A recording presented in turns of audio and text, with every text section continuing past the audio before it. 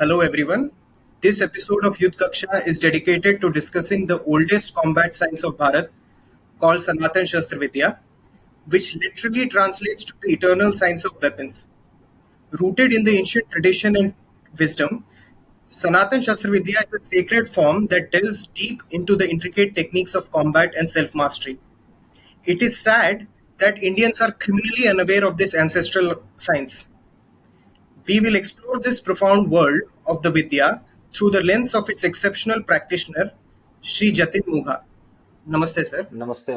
Jatin Mugha has embraced this discipline under the direct guidance of Grandmaster Gurudev Nidar Singh Nihang, and correct me if I'm wrong, sir, the only surviving Gurudev of this Vidya. Yes, he is.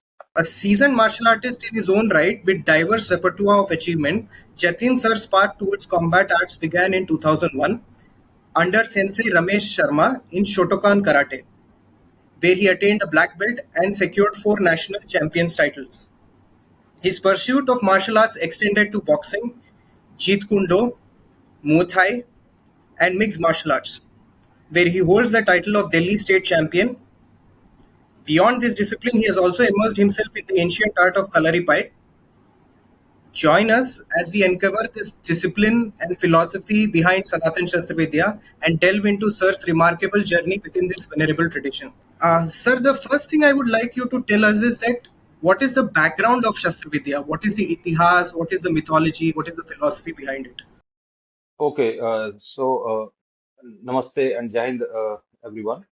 सो देखिए, होता क्या है कि जब हम अगर हम इतिहास में झांक के देखें किसी भी देश का इतिहास, वो काफी कुछ उसके प्रेजेंट के बारे में बताता है। जब हम अ, जैसे मेरे गुरुदेव हमेशा कहते हैं कि अगर आज से 1000 साल बाद खुदाई होती है और वहां पर फोन निकलता है, कोई स्मार्टफोन निकलता है, तो उस समय के इंसान अगर उसे किसी तरह से वो ऑन कर पाए और उसका उसका डेटा एक्सेस कर पाए, तो वो समझ पाएंगे कि ये 1000 साल पहले का इंसान किस तरह से सोचता था, किस तरह से उसका माइंड वर्क करता था और वो कैसा जीवन जीता था। So if there is an instrument, so it means उसके पीछे का पूरा पूरा नॉलेज उसके पीछे की एग्जिस्ट करती ही होगी, ये कॉमन सेंस है। सो उसी तरह से जब आप इंडिया में आज भी अलग अलग, जैसे बीकानेर में आप जाके देखेंगे या और भी बहुत सारे मतलब प्रीशियस जबरदस्त म्यूजियम्स, जब आप जाते हैं, इतने सुंदर म्यूजियम्स हैं और वहां पर आप एंशियंट वेपन्स देखते हैं, लाइक त्रिशूल देखते हैं, बर्छा देखते हैं, एंड नंबर ऑफ आप जो वेराइटीज है सोर्ड्स की, शॉर्ट रेंज वेपन्स या long range weapons, mid range weapons. So unarmed combats के ये जो इंटरचेंजेबल वेपन्स होते हैं, वो प्रोजेक्टाइल वेपन्स, थ्रोइंग वेपन्स होते हैं। तो जब आप इतना कुछ देखते हैं, सो एक चीज तो समझ में आती है, तो it means if there is an instrument, तो इसका मतलब उसके पीछे का विज्ञान, उसके पीछे की जो नॉलेज है वो भी रही होगी। दूसरा रीजन ये है कि अगर किसी देश का एक मार्शल हिस्ट्री रही है, इंडिया में आप चाहे मराठास की बात करें, चाहे सिख वॉरियर्स के बारे में बात करें, चाहे आप राजपूत के बारे में बात करें, है ना, इधर आपके गुरखास हो गए, तो ये सब वॉरियर क्लैंस थे इंडिया में, थ्रू आउट द इंडिया। सो सारे ही आप देखेंगे पूरे जब आप हिस्ट्री को खंगालते हैं, तो आपको हर जगह मतलब आपको करेज, वेलर की ये स्टोरीज देखने को मिलती है। इतना इतने युद्ध हुए हैं यहाँ पर, है ना, सिंस मतलब रामायण काल से लेकर फिर आप द्वापर में देखेंगे, द्वापर में महाभारत का सब दुनिया का सबसे बड़ा युद्ध हमारे यहाँ, ठीक है। सो ऐसा कैसे हो सकता है कि एक देश में जिसमें दुनिया का सबसे बड़ा युद्ध हुआ हो, ठीक है, और उस देश में का कोई मार्शल आर्ट्स ही ना हो। So there has to be a system, कोई सिस्टम तो होगा ना। तभी तो आज की डेट में आप देखिए, आप देखेंगे, अगर इंडियन आर्मी की हम बात करें, मैं इंडियन आर्मी को भी ट्रेन करता हूं, तो अगर आप इंडियन आर्मी में देखेंगे, सो 30-35 साल के बाद जो सोल्जर्स होते हैं उनको आइदर वीआरएस दे दिया जाता है या एडमिन में शिफ्ट कर दिया जाता है। लेकिन बैटल फील्ड में क्योंकि उससे दूर रखा जाता है, इसीलिए बोलते हैं जवान जवान चाहिए। क्यों? क्योंकि जो ज्यादातर उनका जो रेजीम है, जो जिस तरह से मूवमेंट है, जो जो वर्कआउट्स रहते हैं उनके, वो सब मस्कुलर बेस्ड है। लेकिन जब आप एंशियंट इंडियन वॉरफेयर देखते हैं, चाहे अब महाभारत की अगर हम बात करें, तो वहां पर द्रोणाचार्य हो गए, चाहे भीष्म हो गए, ये बुजुर्ग थे जब युद्ध भूमि पे ये शहीदी हुई इनकी। उसी तरह से आपको मेडिवल इंडिया में ऐसे बहुत सारे एग्जांपल्स मिल जाएंगे, है ना, जो 50 प्लस थे, ठीक है, उन्होंने भी बहुत युद्ध लड़े। और ना सिर्फ उम्र दराज लोग, बल्कि जिनको हम कहते हैं कि यार टीनेजर्स, ठीक है, अगर आप गुरु गोविंद सिंह जी के जो दो बड़े बेटे थे जिनकी शहीदी बैटल ऑफ चमकौर में हुई, आप उन्हें देखेंगे, सो दे वर टीनेजर्स। सो टीनेज में वो इतना जबरदस्त तरीके से कैसे युद्ध कर पा रहे थे? सो इट मीन्स कि वो सिर्फ मसल, क्योंकि हम टीनेज में अब मसल मैच्योर ही नहीं होती, मसल डेवलप ही नहीं होती ठीक से, ठीक है। ऐसे ही अगर हम मसल की बात करें तो 50s के बाद तो बहुत मुश्किल से आपको मस्कुलर ट्रेनिंग करनी पड़ेगी, वेट ट्रेनिंग करनी पड़ेगी, तब जाकर आपकी रिटेन होगी, ठीक है। उसके बाद वो स्टेमिना नहीं रहता। सो जितना भी, अगर आप ये सारी चीजें एनालाइज करके देखेंगे, तो आपको आप एक एक एक केंद्र बिंदु पे पहुंच जाते हैं कि there has to be some kind of system. कुछ तो उन लोगों को पता था कि वो सारी उम्र, मतलब बुढ़ापे तक वो युद्ध कर रहे हैं। नाउ जब आप शस्त्र विद्या को देखते हैं, समझते हैं, तो आप देखते हैं वो नॉन मस्कुलर एनर्जी पे चलती है, ठीक है। सो मैं अपने बारे में थोड़ा, अपने जर्नी के बारे में बताता हूँ कि जब मैंने मार्शल आर्ट शुरू करे थे बैक इन 2001। सो मैं उन दिनों क्या होता था, इंटरनेट कुछ नहीं था, ये सारी चीजें नहीं होती थी, तो हम लोगों को अगर कुछ रिसर्च करना है, कुछ जानकारी इकट्ठा करना है, तो हमें साइबर कैफे पे जाना पड़ता था। तो वहां से प्रिंट आउट्स निकालने पड़ते थे, रिसर्च करनी पड़ती थी। तो इस तरह से बार बार जब भी हम मार्शल आर्ट्स के बारे में बात करते थे या रिसर्च करते थे, तो घूम फिर के इंडिया का जिक्र आता था। तो जब इंडिया का जिक्र आने आता था बार बार, तो फिर इंडियन वॉरियर्स के बारे में पढ़ते थे। जब उनकी वॉरियर्स वॉरियर्स के बारे में पढ़ते थे, तो ये लगता था कि यार इतना कुछ है कि एक एक आदमी उस 100 बंदों से लड़ रहा है। तो क्या ये मतलब पॉसिबल भी है कि एक इंसान वो हजारों से, फॉर एग्जाम्पल अगर बैटल ऑफ चमकौर की बात करें, तो 48 सिख थे एक तरफ, और दूसरी तरफ 10 लाख मुगल सेना थी, जिनका जो कमांडर था उनका वजीर खान। तो कहाँ 48 लोग, कहाँ 10 लाख लोग। मैं कहता हूँ चलो ठीक है, हिस्टोरियंस ने एग्जेजरेट कर दिया होगा। अगर उसका 50% भी आप मान लें, 5 लाख, फिर भी स्टिल 5 लाख लोग कितने होते हैं? और वो उनसे तब भी वो उन्होंने युद्ध किया। सो ये जो चीज है कि हमारे भारत में, तो मैं हमेशा से देखता था कि यार ये जो भारत में के बार बार जिक्र आता है, लेकिन वो कुछ ना कुछ अच्छा, जब बहलूल खान के बारे में हमने पढ़ा है हल्दी घाटी में, कि महाराणा प्रताप ने उन्हें घोड़े समेत काट दिया था। हमें लगता है कि पहले हम सोचते थे ठीक है, हिस्टोरियंस एग्जेजरेट करते होंगे, लेकिन जब विद्या सीखनी शुरू करी, तो उसके पीछे का विज्ञान जब हमारे सामने आया गुरुदेव की कृपा से, तो हमें समझ में आया कि ये पूरा विज्ञान है, ठीक है। किस तरह से तलवार की धार पे अपना पूरा वजन, हमारा जो बॉडी वेट होता है, वो उसकी धार के साथ पे लाना पड़ता है, तब जाकर वो सब चीजें पॉसिबल होती है। सो ये जो मर्यादा है, क्षत्रिय मर्यादा, ये पीछे से चलती आ रही थी। और 1857 का जब रिवोल्ट हुआ, तब अंग्रेजों को लगा कि, क्योंकि 1857 के रिवोल्ट में उनका बहुत जान माल का बहुत नुकसान हुआ था अंग्रेजों का। सो और अंग्रेज इस मामले में बहुत ज्यादा फोकस थे कि ऐसी घटना दोबारा ना घटे, जो कि 1857 में हुआ। तो इसलिए उन्होंने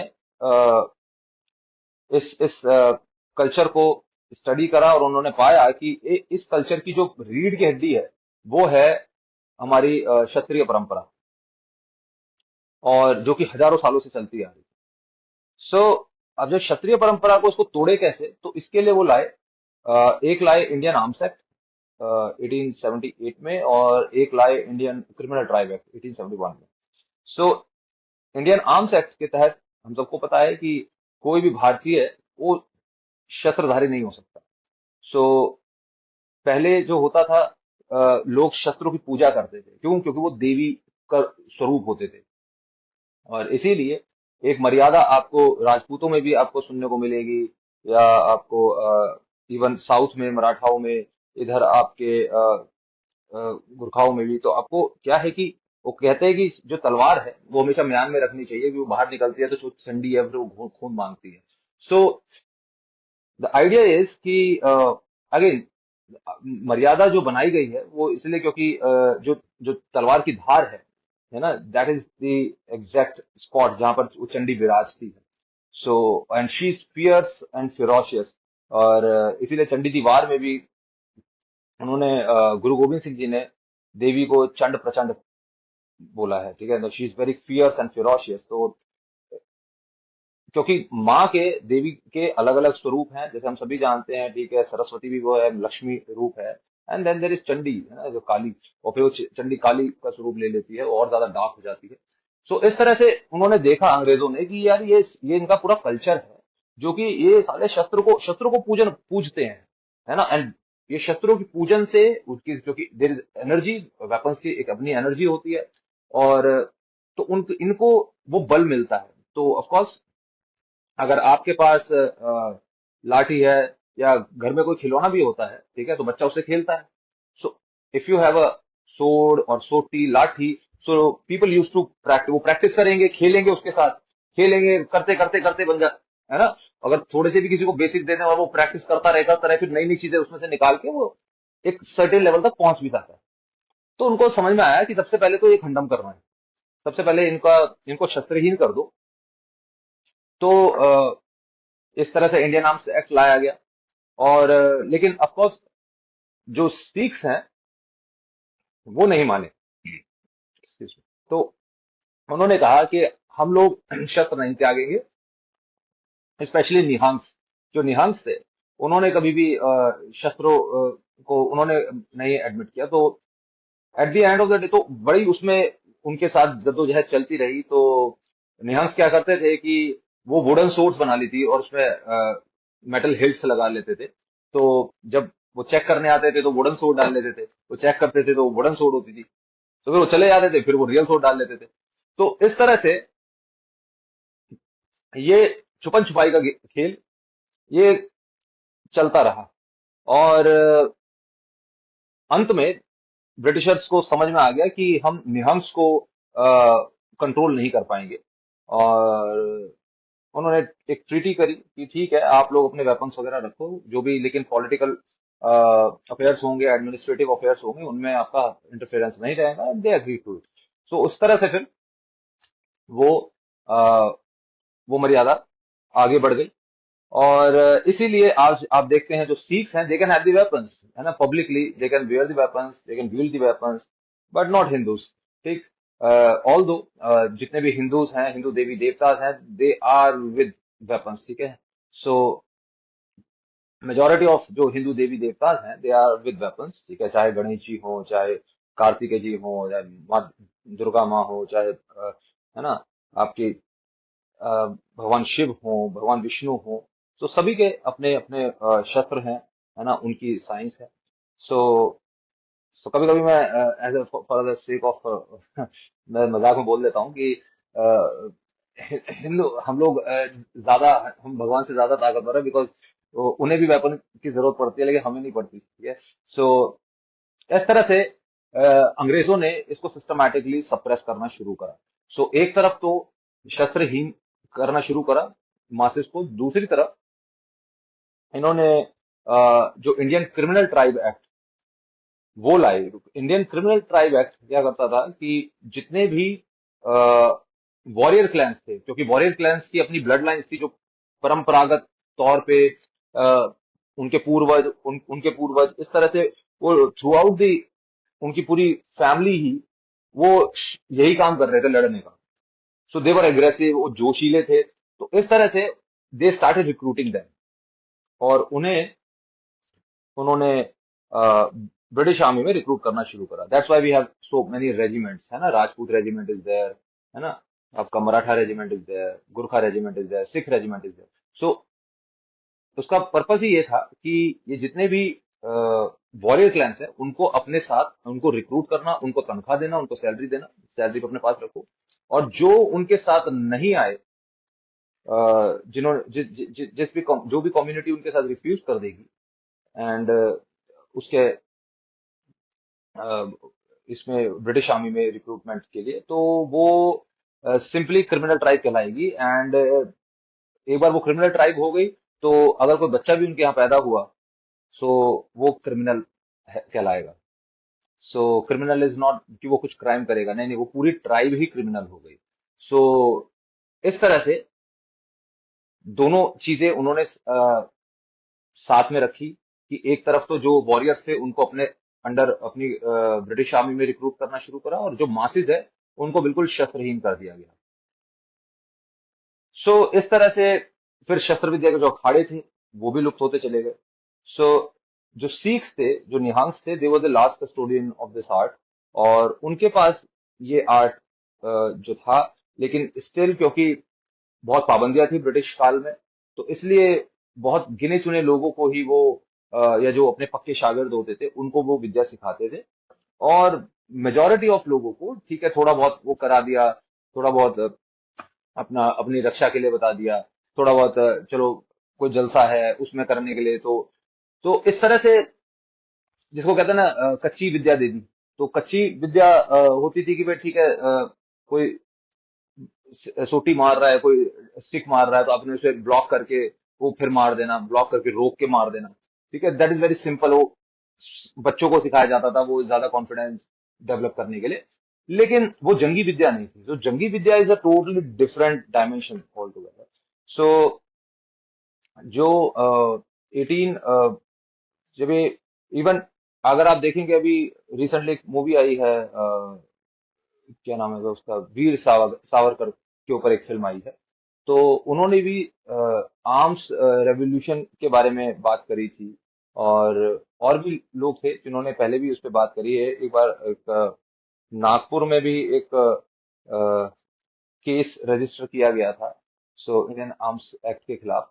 सो कई लोगों ने उसको चैलेंज करने की भी कोशिश करी, बट चीजें मटेरियलाइज नहीं हो पाई जैसे वो चाहते थे। तो इस तरह से जो विद्या है वो आगे बहुत सीक्रेटली गिने चुने लोगों के साथ आगे बढ़ती रही। और समय के साथ साथ, क्योंकि विद्या सूक्ष्म है, डीप है, और जिस तरह से इंडस्ट्रियल रेवोल्यूशन के बाद लोगों के लाइफ में कंफर्ट बढ़ता चला गया, उसके बाद तो फिर क्या है कि लोग, क्योंकि इंडस्ट्रियल रेवोल्यूशन का मतलब ही क्या था कि आपको मेहनत कम करना पड़े, machine will do the job. So इस तरह से लोगों के जीवन में जैसे जैसे कंफर्ट बढ़ता चला गया, तो एक डिपेंडेंसी आ जाती है ना। आज हम फोन पे बात कर रहे हैं तो हमारी हमारी डिपेंडेंसी है फोन पे बात करना। ठीक है। सो इस तरह से धीरे धीरे लोगों की लाइफ में जैसे जैसे कंफर्ट बढ़ता चला गया, तो लोगों को समझ में आने लगा कि यार अब युद्ध नहीं रहे, अब वो लड़ाइयां नहीं रही, तो धीरे अब there is no point of practicing it. ठीक है। आज हम इसको प्रैक्टिस करते हैं just to preserve the art form. ठीक है, क्योंकि इट्स अ कल्चरल हेरिटेज। ठीक है। अब जैसे कि कथक इज देयर है ना, अब आपके क्लासिकल म्यूजिक भी है। और जस्ट बिकॉज क्योंकि उसका यूज नहीं है, हम उसको ठीक है, आपने म्यूजियम में रखा हुआ है ना, अपने जितने भी वेपन्स हैं, है ना, आपने लाल किला है, आपका ताजमहल है, ये सब रखे हुए हैं ना, इनका कोई यूज थोड़ी है। ठीक है।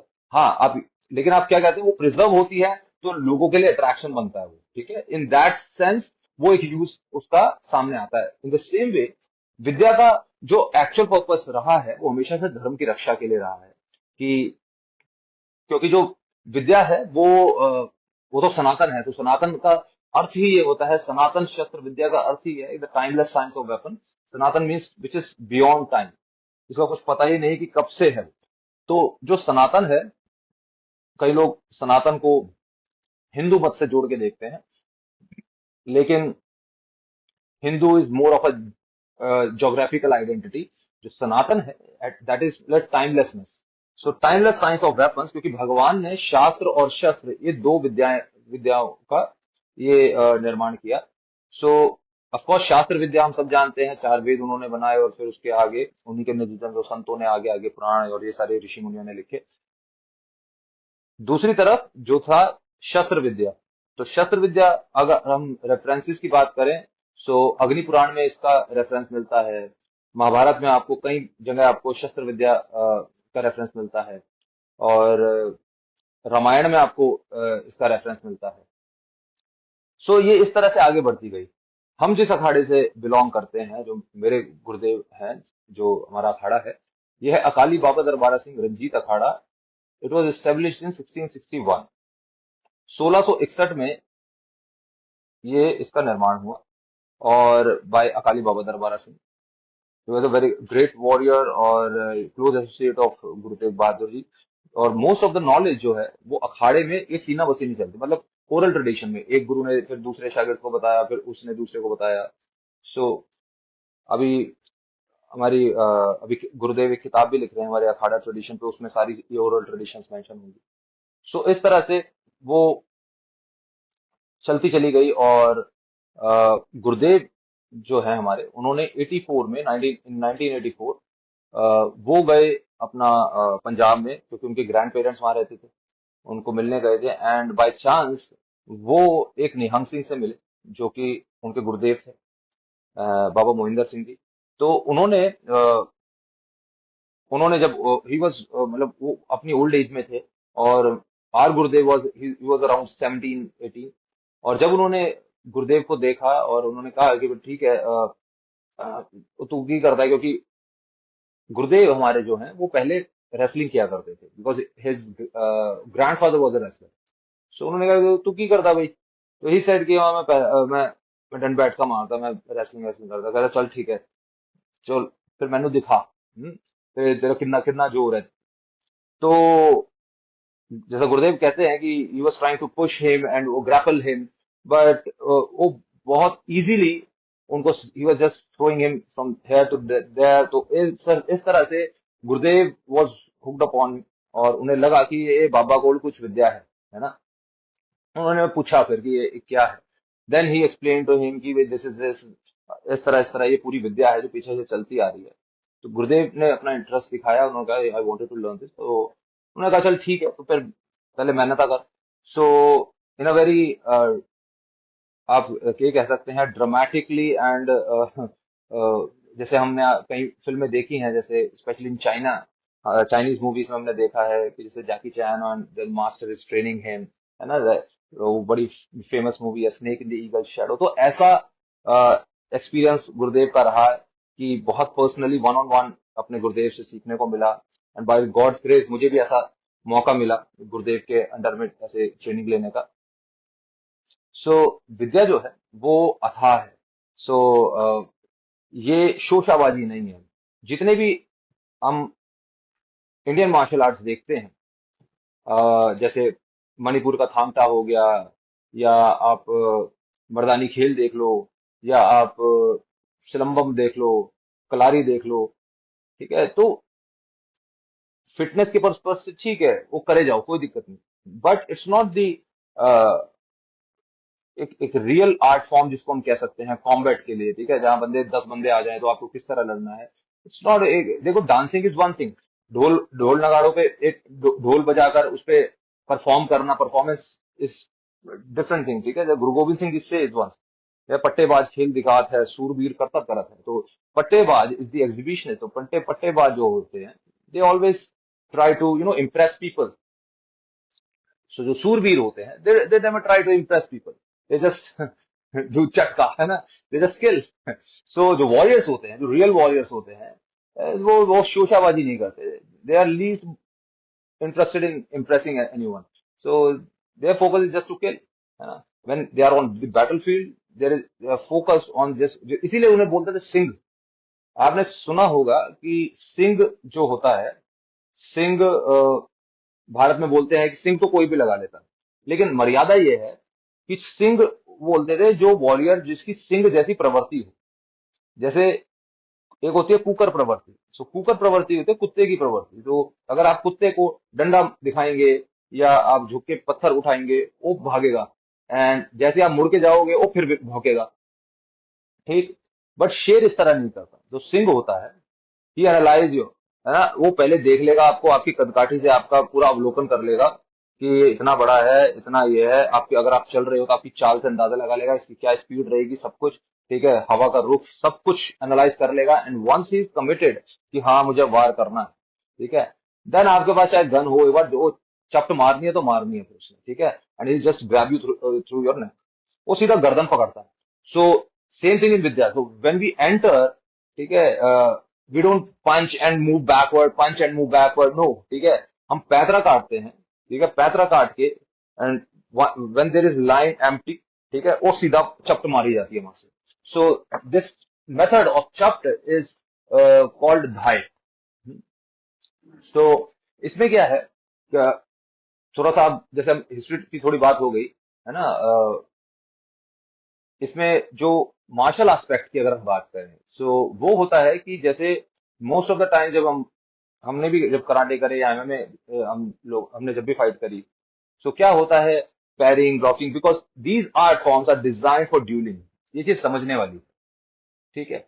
कई लोग कहते हैं कि अच्छा नहीं, शस्त्र विद्या उसमें, क्योंकि वो कैमरे पे देखते हैं, वीडियो में देखते हैं, एंड व्हाट वी थिंक कि जो हमें दिखाई दे रहा है, हमें लगता है हाँ, हमें हम जो स्क्रीन पे देख रहे हैं वो चीज हमें समझ में आ रही है। लेकिन लाइफ जो है, ये लाइफ है अपने आप में, ये धोखा भी है, ठीक है, और ये सत्य तक पहुंचने का एक माध्यम भी। तो आप चाहो तो सत्य देख सकते हो, या आप चाहो तो आप अपनी परसेप्शन बना सकते हैं। सो जो चीज हमें लग रही होती है, हम उसी को सच मानते हैं, ठीक। फॉर एग्जाम्पल, जैसे हम समझते हैं, हमें लग रहा होता है कि ये कार मेरी है, ठीक है, या ये घर मेरा है, हमें लग रहा होता है, होता नहीं है वो, है ना। अगर वो मेरा हो, अगर घर मेरा है और कल को मैं घर को बेच दूं, तो वो तो मेरे साथ चलना चाहिए घर, लेकिन घर मेरे साथ कहीं नहीं जाता, मैं चला जाता, ठीक है। सो इसका मतलब क्या हुआ कि वो घर मेरा होता नहीं है, लेकिन मुझे लगता है थोड़ी देर के लिए। उसी तरीके से जब हम विद्या स्क्रीन पे देखते हैं या फोन में देखते हैं, हमने देखा हाँ, एक छोटी सी वीडियो देखी गुरुदेव की 15 सेकंड की, ठीक है, जो कि सिर्फ डेमोन्स्ट्रेशन पर्पज से हम डालते हैं, कुछ भी एक्सप्लेनेशन नहीं होती उसमें। उनको देख के लगता है कि हाँ मुझे समझ आ गई, ठीक है। और यही धोखा हमें भी हुआ। जब हमने 2011 में गुरुदेव की वीडियो देखी, हमें लगा तो हाँ थोड़ा थोड़ा मैं समझ सकता हूँ। लेकिन जब गुरुदेव से मिले 6-7 साल बाद, तो पता लगा ये तो उससे कहीं गुना गहरी है, ठीक है। और हम जो सोच रहे थे तो बहुत आगे की चीज है, हम तो कुछ भी नहीं समझ पा रहे थे।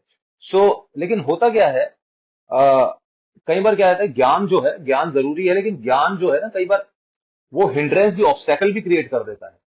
सो अगर फॉर एग्जांपल, जैसे मैंने कराटे किया और मैं 4 टाइम नेशनल चैंपियन रहा, अब मैं कहूँ कि हाँ आई नो समथिंग, ठीक है, मैं कर लूंगा जज, बाय गॉड्स ग्रेस ऐसा रहा कि मैं हमेशा नई चीजों के सर्च में रहा, तो मैं कभी भी उस बैगेज को लेके नहीं चला।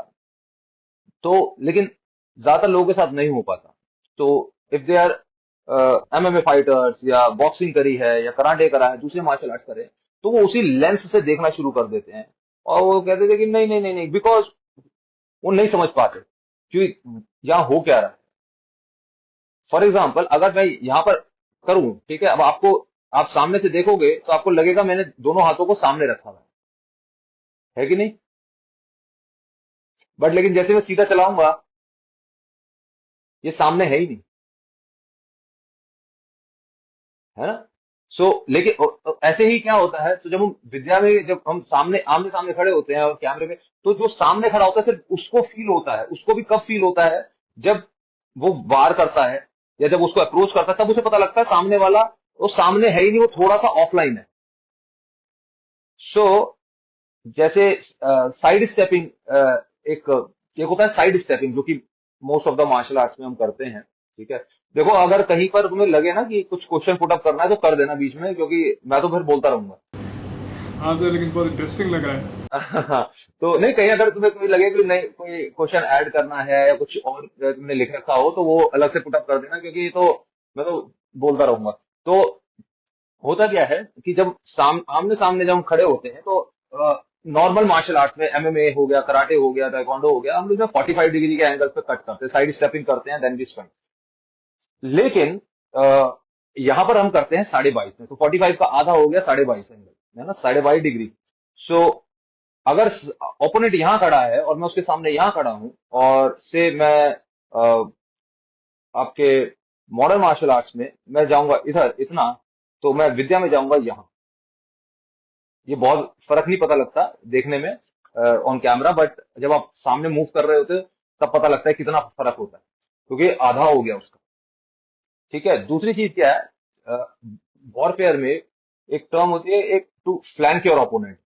तो क्या होता है कि इस 45 डिग्री एंगल पे ना कट करके हम 22.5 डिग्री पे करते हैं। 22.5 डिग्री पे करने का बेनिफिट ये होता है, दो तीन बेनिफिट है यहाँ पर। एक तो क्योंकि ये आर्मी, क्योंकि ग्रुप फाइटिंग सिस्टम है शस्त्र विद्या, ये ड्यूलिंग के लिए नहीं बना, ये खेल नहीं है कि एक बंदा सामने खड़े हो जाओ, लड़ सकते हो, लेकिन एक्चुअल में ये फॉर्मेशंस के साथ लड़ा जाता है। तो इसीलिए जब एक ओपोनेंट यहां खड़ा है और ये इसके सामने खड़ा है, तो अब अगर मैं 45 डिग्री पे बाहर निकल जाऊंगा तो इसके साथ वाला जो बंदा है ना, वो ठोक देगा पकड़ के।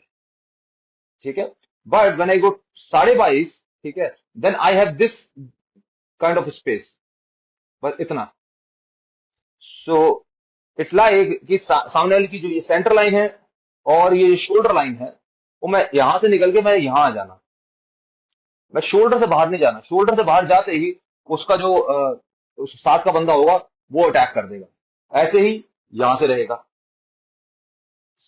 समझे? तो इस तरह से ये हम we stay within the body.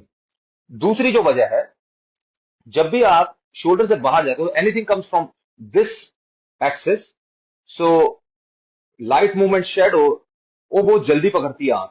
ठीक है, बजाय आपके जो प्यूपल है, आपका जो फोकस करता है, इसके बजाय तो लाइट मूवमेंट शेडो जल्दी, इट्स 30 टाइम्स मोर क्विकर। ठीक है, तो इसलिए हमें यहां नहीं जाना, वी स्टे, वो इसी में रहते हैं।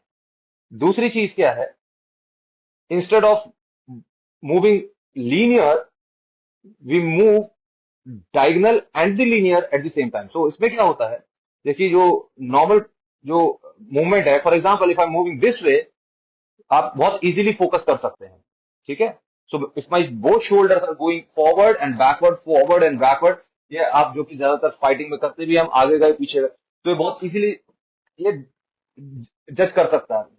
बट जब अगर मेरे शोल्डर्स, सो एक शोल्डर मेरा आगे आ रहा है, एक शोल्डर पीछे जा रहा है। ठीक है, ना सिर्फ मेरा एक शोल्डर आगे जा रहा है, बल्कि जो शोल्डर मेरा आगे जा रहा है उसका ऑपोजिट लेग मेरा पीछे जा रहा है। ठीक, और जो मेरा शोल्डर पीछे जा रहा है उसका पैर आगे आ रहा है। So it creates a paradox. ठीक है, ये पैराडॉक्सिकल व्यू एक क्रिएट करता है कि ब्रेन जो होता है वो शॉर्ट सर्किट हो जाता है, समझ ही नहीं आता कि ये बंदा आगे आ रहा है या पीछे आ रहा है, क्योंकि अपर बॉडी दिखा रही होती है कि अच्छा ये लेफ्ट साइड से आगे आ रहा है। ठीक, लेकिन वो आ रहा होता है राइट से, क्योंकि राइट लेग आगे है उसका। सो जैसे हम एमएमए या बॉक्सिंग में देखते हैं, हम अगर मेरा जैसे लीड हैंड ये है, तो मेरा लेफ्ट लेग ही आगे रहेगा, है ना, और अगर राइट हैंड पीछे है तो मेरा राइट हैंड पीछे हो जाएगा। यहां ऑपोजिट होना शुरू हो जाता है। सो क्योंकि ऑपोजिट हो जाता है तो वो पैराडॉक्सिकल हो जाता है ब्रेन के लिए बहुत ज्यादा, और इतनी सारी चीजों को एनालाइज करना ब्रेन के लिए वो पॉसिबल नहीं होता, एंड वो भी तब जब जो मूवमेंट है वो ग्रेविटी के साथ हो रही हो। सो सर इसका अब नाम क्या होता है? मेरा मतलब है जैसे अगर ये लीड हैंड है और ये सामने की तरफ है, तो ये तो हो गया ऑर्थोडॉक्स, और अगर राइट हैंड आगे हो गया तो वो साउथ पो आ गया। तो इस पर्टिकुलर पोजीशन का नाम क्या है जिसमें अपोजिट साइड्स आगे पीछे होते हैं? सो अगर आप मॉडर्न फाइटिंग स्टाइल्स में देखेंगे तो ऐसा कोई कॉन्सेप्ट है नहीं। हाँ, स्टांस चेंज का कॉन्सेप्ट है, बट वो ड्यूरिंग द फाइट आप वो कर सकते हैं, है ना, लेकिन कॉन्स्टेंटली आप चेंज नहीं कर सकते। क्यों? क्योंकि जो उनका स्ट्रक्चर है ओवरऑल वो अलाउ नहीं करता। दूसरी चीज क्या होती है, जब बॉडी मूवमेंट, जब हम मूव कर रहे होते हैं, वो मस्कुलर मूवमेंट नहीं होती, वो ग्रेविटी के साथ मूवमेंट हो रही होती है। अच्छा, उसके साथ भी फिर ये चीज होती है कि जो हमारी जो नेक मूवमेंट है, तो ये भी जो है, तो जैसे कि हम एमएमए या बॉक्सिंग में हम इसको टक इन रखते हैं चिन को, है ना, और तब हम स्ट्राइक करते हैं। तो लेकिन यहाँ ऐसा नहीं है, तो जो जो आपकी नेक है, इट्स लाइक दिस, जैसे जो कथक का मूवमेंट रहता है ना, it's like this. So when body goes this way, तो जब मैं पैर रख के इधर जाता हूँ तो इट शेक्स, वो इस तरह से स्विरल होती है कि पैर रखा एक बार, बट गर्दन गई एक दो बार इधर। सो देखने वाले को लगता है कि अच्छा फेस इधर है, इधर वो ट्रैक नहीं बनता। So this is called, there is a concept in Shastra Vidya which is called Kaal Kavach. Kaal Kavach means, literally means armour of time and space. हमें उसे मिसकैलकुलेट कराना है, ठीक है। हमें वो इसको अपरिवर्तन भी बोलते हैं। परिवर्तन है, परिवर्तन। सो परिवर्तन है भी लेकिन नहीं भी है। So the underline philosophy is Vedanta. So जो है भी, अब जब आप, हम ब्रह्म हमारे चारों तरफ है भी और नहीं भी है ना, और कैसे है और कैसे नहीं है, इसी में सारा तर्क है। उसी तरह से हम जब इंसान को लगता है कि वो, अच्छा, जहां वो सोच के स्ट्राइक करता है वो वहां पर नहीं होते, बिकॉज वो मूव कर ही इस तरह से रहा है। तो अगर उसे, हमें इनिशियली, ये तो सबसे बेसिक चीज है कि अगर हमें लेफ्ट जाना होता है, we never go left, we go right first and then go left. अगर हमें राइट जाना हो, we go left first then right. तो इस तरह से अगर हमें लगे वो प्रिडिक्ट करने लग गया, ठीक है, then then we go straight in. ठीक। सो इस तरह से इसमें there is lot of psychological aspects attach to it, कि जितना हम कैसे हम सामने वाले के दिमाग को पढ़ सकते हैं, उसके खड़े रहने से, उसकी बॉडी लैंग्वेज से, उसने किस तरह से वेपन को होल्ड किया हुआ है, इससे हम पता लगा सकते हैं, एंटिसिपेट कर सकते हैं कि वार किस तरह का आने वाला है। ठीक है। सो इस तरह, अगर मान लीजिए किसी ने, फॉर एग्जाम्पल, अगर किसी ने नाइफ इस तरह पकड़ा हुआ है और ऐसे उसने हाथ ऊपर किया हुआ है, ठीक है, तो मोस्ट ज्यादा चांसेस क्या है कि वो वार जो आएगा वो स्लैश के वार आने हैं, जो कि आपकी चेस्ट की अपर लाइंस पे आएंगे। ठीक है। अगर उसने हैंड, उसका हैंगिंग है, सो मोस्ट चांसेस आर कि वो किडनी शॉट्स स्टैबिंग करेगा। ठीक। सो इस तरह से क्या है कि ग्रिप से, उसकी हैंड पोजीशन से हम पहले ही एंटिसिपेट कर लेते हैं कि अच्छा ये किस तरफ जा रहा है। तो विद्या जो है, सर इससे विद्या, हाँ हाँ, कुछ कह रहे हैं। आपकी ये बातों से दो चीज़ें मुझे नोटिस की है मैंने आपकी, और आपके और गुरुदेव के वीडियोस भी मैंने यूट्यूब पे देखे हैं। इसमें से मुझे दो चीज़ें, मुझे आपकी अभी की बात और वो वीडियोस से दो चीज़ें में दिखाई पड़ती है मुझे, कि एक तो है आपका एक यूनिक फुट मूवमेंट जो आपने अभी बात की, और दूसरा non telegraphic punches, strikes, basically strikes.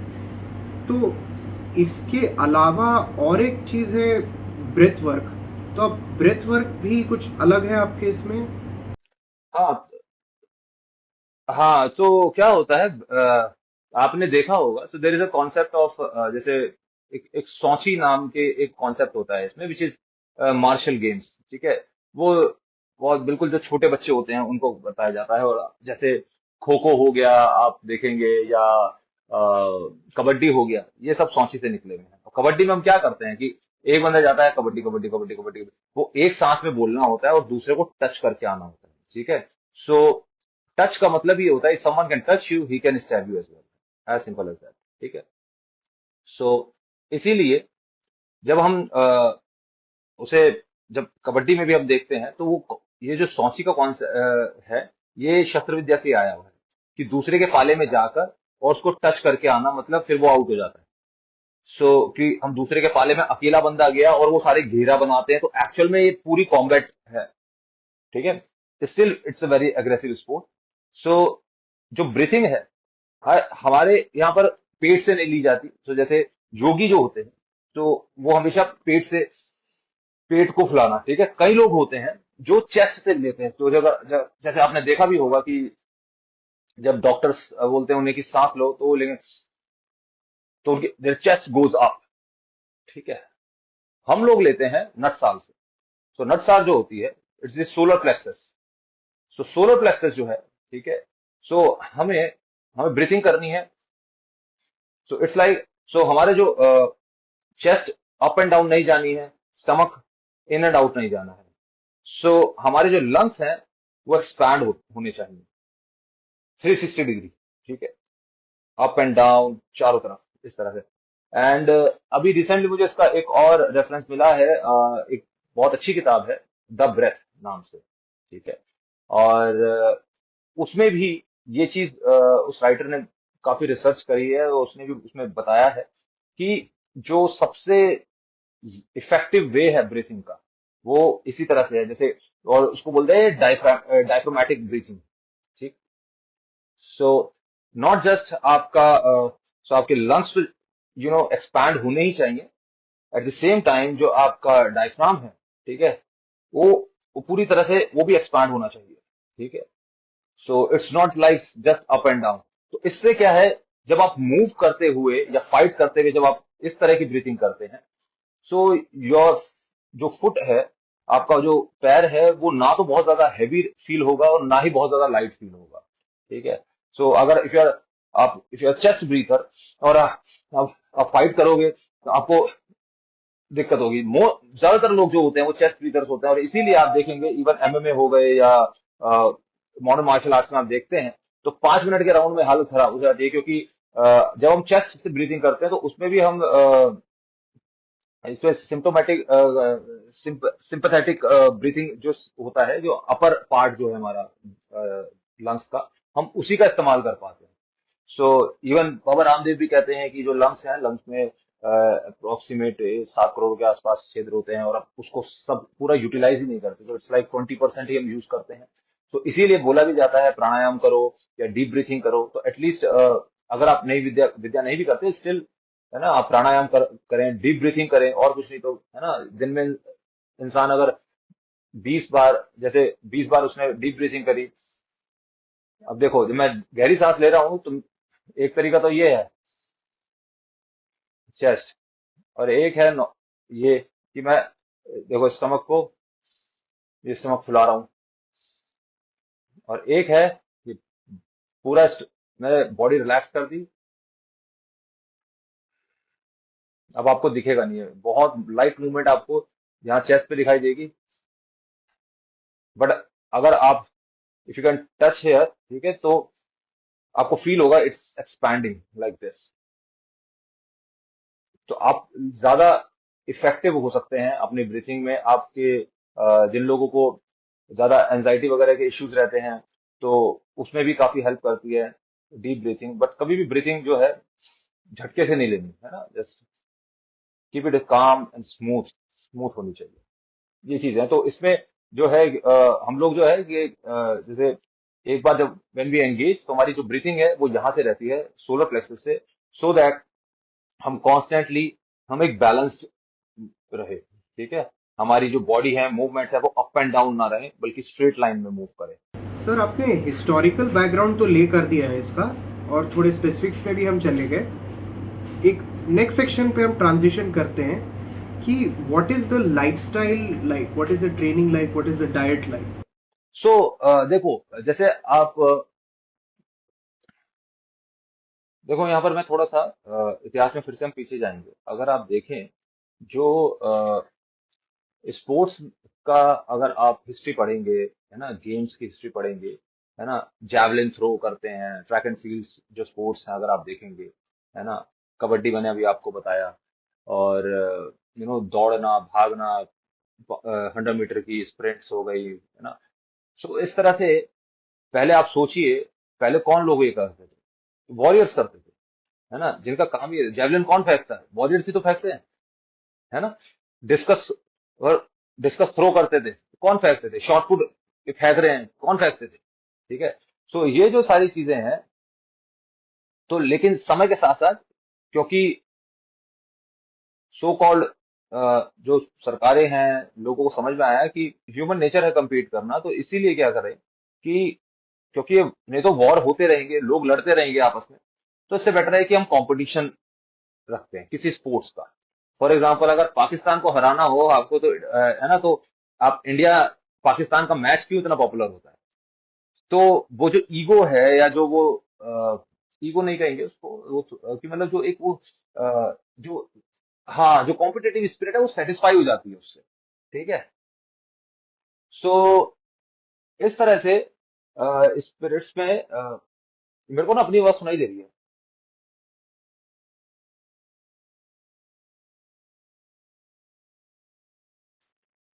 हाँ। हेलो। हेलो। आवाज हाँ, अब अभी ठीक है, अभी ठीक है। हम्म। सो सॉरी, आपका क्वेश्चन उस पे था, लाइफस्टाइल पे। तो होता क्या है कि जो स्पोर्ट्स जो होते हैं, तो जो स्पोर्ट्समैनशिप जैसे होता है कि किसी एथलीट का एक अपना लाइफस्टाइल होता है, ठीक है, और उसका अपना एक गेम होता है, ये सारी चीजें होती हैं। उसी तरह से एक क्षत्रिय का लाइफस्टाइल होता है। तो क्षत्रिय का लाइफस्टाइल ये है, पहले तो ये है कि भाई एक कमिटमेंट। जैसे कि ठीक है, आपकी भाई लाइफ में हम मॉडर्न टाइम्स में जीते हैं, तो लाइफ में कुछ भी चल रहा है, सबसे पहले हम शस्त्र विद्या को देखते हैं, समझते हैं कि अच्छा हाँ, this is the Vidya, this is the actually वही विद्या है जो लाखों सालों से चलती आ रही है, और अपने उसी स्वरूप में, उसी प्योरेस्ट फॉर्म में।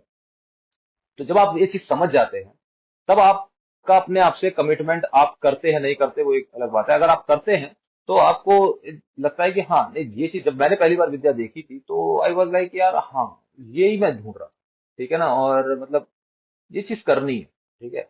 मुझे जिस एज पे मिली, मुझे लगता है कि हाँ ठीक है, मुझे अगर आज से 20-25 साल पहले मिल जाती और अच्छा होता। बट नेवर नेवर माइंड की जब मिली है तो हमें तब चेरिश करना चाहिए। ये तो हमारे हाथ में नहीं था, लेकिन जब मिली है, मुझे अपना काम अच्छे से करना है और अपना कमिटमेंट रखना है। तो मुझे ये सीखनी जरूर है। कितनी आएगी कितनी नहीं आएगी ये तो समय बताएगा, भगवान जाने, लेकिन ये है कि जितना गुरुदेव ने हम तक पहुंचा दिया है, वो फिर अपना रियाज करते रहना, ठीक है। सो मेरा हमेशा कोशिश यही रहती है कि जितना हो सके, चाहे मैं अगर अपनी सोसाइटी में वॉक कर रहा हूँ या कहीं, है ना, साइकिल चला रहा हूँ, I am trying to relax myself. हमेशा विद्या बैक बैकड्रॉप में चलती रहनी चाहिए विद्या, ठीक, कि एक कमिटमेंट है। क्योंकि क्या है ना, अभी मैंने इसके बॉडी मैकेनिक्स के बारे में सिर्फ आपको सिर्फ ग्रेविटी और उस पे बात करी है। जब इसके रिलैक्सेशन पे आप देखेंगे तो ये बहुत गूढ़ हो जाती है। सो विल लिफ्ट, जैसे मैंने पैराडॉक्सिकल उसकी अप्रोच की बात करी थी। So we lift our arm without lifting our arm, ठीक है। सो ये वहां यहाँ से उठती है, अगर कैमरे में शायद उतना नहीं पता लगेगा। सो अगर हम पिविट यहाँ से है और मैं यहाँ से उठाता हूँ, इट्स, है ना, ये सिर्फ इतनी है, ठीक है। और अगर आप शोल्डर मेरा देखे और आई कैन रिलैक्स, बहुत हल्का सा वो रिलैक्सेशन, उसकी जो जरा सी टेंशन थी वो रिलीज करते ही, एंड देन वो लिफ्ट करो, it becomes lot more smooth. दिखने में शायद बिल्कुल ना पता लगे ये, ठीक है, लेकिन इफ यू, अगर आप टच करेंगे हाथ को, और बहुत लोगों ने किया भी है ना, तब आपको पता लगेगा कि ये कितना डिफरेंस होता है, ठीक है। क्योंकि ऐसे ही अगर मैं हाथ को यहां से उठा के यहां रखता हूं, विच इज दिस मच, ठीक, सो क्योंकि पिवटिंग यहां से हो रही है, but if I pivot from there, ठीक है, तो ये रेंज बढ़ जाती है। I am starting moving my shoulder. So this phenomena जो कि शोल्डर से मूव करने की चीज है। So when we punch, we are not punching from just there, we relax and then we expand. So Agni Purana में इस चीज को कहा गया है स्कंद गत। स्कंद माने कंधा, गत माने मूवमेंट्स।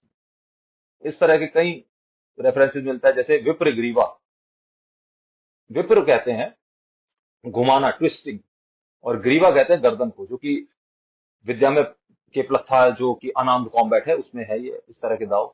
आकर्षण, जो कि ग्रेविटी के साथ हम चलते हैं। ये सारे रेफरेंसेस आपको अग्नि पुराण में मिल जाते हैं। वाल्मीकि रामायण में बहुत सारे ऐसे, स्पेशली युद्ध कांड में आपको मिल जाते हैं, जहां पर रेफरेंसेस, जहां पर अगर आप विद्या प्रैक्टिस करते हैं तो आपको समझ जाएंगे कि यहाँ पर किस चीज के बारे में बात हो रही है। क्योंकि जिस तरह से उसमें बताया गया है, और इंटरेस्टिंगली जैसे कि हम आज फाइट को देखते हैं, हम ब्लॉक करते हैं या पैरी करते हैं, वाल्मीकि रामायण में जब, स्पेशली जब आप रावण और सुग्रीव का मल्ल युद्ध पढ़ेंगे चैप्टर, तो उसमें कहीं पर भी ब्लॉकिंग और पैरिंग नहीं बताया गया। उन्होंने बोला वो जगह छोड़ देते थे, वो खाली निकाल देते थे बाहर। सो वी नेवर ब्लॉक और पैरी, है ना। तो इनिशियली बहुत बच्चे लेवल जो होते हैं वो थोड़ा बहुत हाथ हुथ से वो छंडना बता देते हैं, लेकिन एक्चुअल विद्या जो है वो, जैसा मैंने कहा, अगर आप वहां है ही नहीं जहां वार हो रहा है, तो आप सेफ। सो हम हमेशा वो जो अलाइनमेंट है, वो अलाइनमेंट हम कॉन्स्टेंटली ब्रेक करते रहते हैं। ठीक है। और वो अलाइनमेंट कॉन्स्टेंटली तभी ब्रेक हो सकता है when you are moving with the gravity. If you are not moving with the gravity, आपका अलाइनमेंट चेंज होने से पहले आपका ओपोनेंट आपको ट्रैक कर लेगा और स्ट्राइक कर देगा। सो इसलिए ये जो विद्या है ये एक गूढ़ विद्या है ना। और इसका जो, तो आपका एक बार कमिटमेंट हो जाता है तो आपको ये हो जाता है कि ठीक है, अब मुझे डेली अब 1 घंटा 2 घंटा आधा घंटा जितना आपको अभ्यास तो करना ही है। और जैसे आपको फॉर एग्जाम्पल आपको शेल्फ से कोई चीज उतारनी है तो आप ऐसे नहीं कि ऐसे ही उतार ले, you have to relax your arm first. ठीक है, आपको सारा तनाव को तनाव छोड़ देना और फिर मूवमेंट करनी। ठीक है, बिकॉज इसके पीछे फिलॉसफी भी ये है कि जो ग्रेविटी है that represent Shiva. Because Shiva ji हमेशा समाधि में रहते हैं, है ना, और ध्यान मग्न रहते हैं। सो ग्रेविटी इज कांस्टेंट। आप यहाँ चले जाओ, अमेरिका चले जाओ, मुंबई चले जाओ, जहां मर्जी चले जाओ, कांस्टेंट। लेकिन जो गति है, गति वो गति केप्ट ऑन चेंजिंग, है ना, कीप्स ऑन चेंजिंग। सो गति जो है वो चेंज होती रहती है, वो चंचल है। एंड गति रिप्रेजेंट देवी, देवी माँ। सो इसलिए ये शिव और शक्ति का कॉन्सेप्ट ये बिल्कुल एक जुड़ा हुआ है। ये मतलब एक ही सिक्के के दो पहलू हैं। फॉर एग्जाम्पल, अगर आप कोई भी चीज आप ऊपर से छोड़ेंगे तो ग्रेविटी खींचेगी, लेकिन जैसे जैसे वो डिस्टेंस बढ़ता जाएगा, अगर आप से आपने 2 मंजिल से फेंकोगे और फिर 10 मंजिल से फेंकोगे, वो 10 मंजिल जब ज्यादा फेंकोगे तो वो ज्यादा स्पीड पकड़ लेगी। सो जितना ज्यादा ग्रेविटी के साथ जुड़ते जाओगे उतनी ज्यादा आपकी स्पीड बढ़ती जाएगी, आपकी एफिशिएंसी बढ़ती जाएगी। और क्योंकि पुराने जमाने में चैन मेल आर्मर बहुत लोहा होता था शरीर पे, अगर वो मस्कुलर मूवमेंट करेंगे वो चलते चलते ही थक जाएंगे, फाइट क्या करेंगे। और इसीलिए they always try, they spill their gravity, their center, their body mass. तो we spill our body mass। ठीक है, स्पिलिंग का मतलब ये है कि कोई भी चीज हमारे एज पे आ तो हमारी जो सेंटर ऑफ ग्रेविटी है बॉडी की, वो जब एज पे आ जाती है, इट स्टार्ट स्पिलिंग। ठीक है, जैसे कि नॉर्मल अगर आप सीधे खड़े हो जाएं और अपने बॉडी को टिल्ट करें तो एक पॉइंट आएगा जब आपका पैर निकल आएगा अपने आप। ठीक। सो वो पैर आपने बढ़ाया नहीं आगे, आपने मसल्स को सिग्नल नहीं दिया कि मुझे वॉक करना है। इट जस्ट, वो बॉडी का अपना मैकेनिज्म है। ठीक है। सो जब आप ऐसा करते हैं तो आपकी जो मसल का यूज है वो ड्रास्टिकली कम हो जाता है। ठीक है। सो मसल बॉडी में तो रहती है लेकिन मूवमेंट इनिशिएट नहीं कर रही होती वो। अब क्योंकि वो इट्स लाइक पहले अगर आप मस्कुलर मूवमेंट कर रहे हैं तो ड्राइवर सीट पे मसल बैठी हुई है और पूरी बॉडी पैसेंजर सीट पे बैठी हुई है। अब आपने क्या करा, पूरी बॉडी को पैसेंजर सीट ड्राइवर सीट पे बिठा दिया और मसल को कहते थोड़ा रिलैक्स करा अपना आराम से। सो ये जो चीजें हैं। सर उस हिसाब से हाँ। मसल की इम्पोर्टेंस कहाँ तक है, क्योंकि एक ऐसी चीज़ होती है ना कि if you don't use it you lose it. Indian arts में मैंने देखा है जैसे जिस मुद्गा भी घुमाते हैं तो बोला जाता है कि मोमेंटम के साथ घुमाना चाहिए। हाँ हाँ हाँ you don't exactly use your muscle. आपका पूरा सिस्टम एक तरीके से काम करता है, मतलब कोर से लेके बाहरी पार्ट्स तक सब एक तरीके से काम करते हैं। तो मसल की इम्पोर्टेंस कहाँ तक है? Of course, of course. So we are not anti muscle. ठीक है। हम लोग भी उस पे बिलीव करते हैं कि you must have a symmetrical सुडोल फिजिक। ठीक है। लेकिन अगर आप लेकिन हमें ऐसा नहीं चाहिए जैसे कि आइसोलेटेड मूवमेंट्स नहीं है हमारे। ठीक है।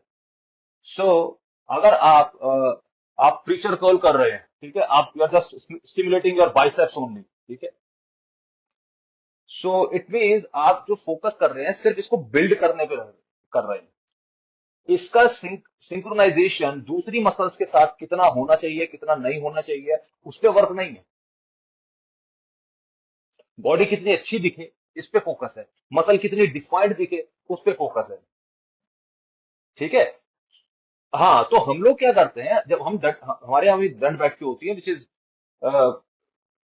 Not the similar this wrestlers ones. जो रेसलर्स करते हैं उनकी दंड बैठकी थोड़ी अलग होती है। And you will be surprise to know, जो इंडिया में जो कुश्ती है, कई लोग शायद इस चीज को ना एडमिट करें, अ, तो कुश्ती एक पर्शियन लफ्ज है कोश्ती, उससे डिराइव्ड है।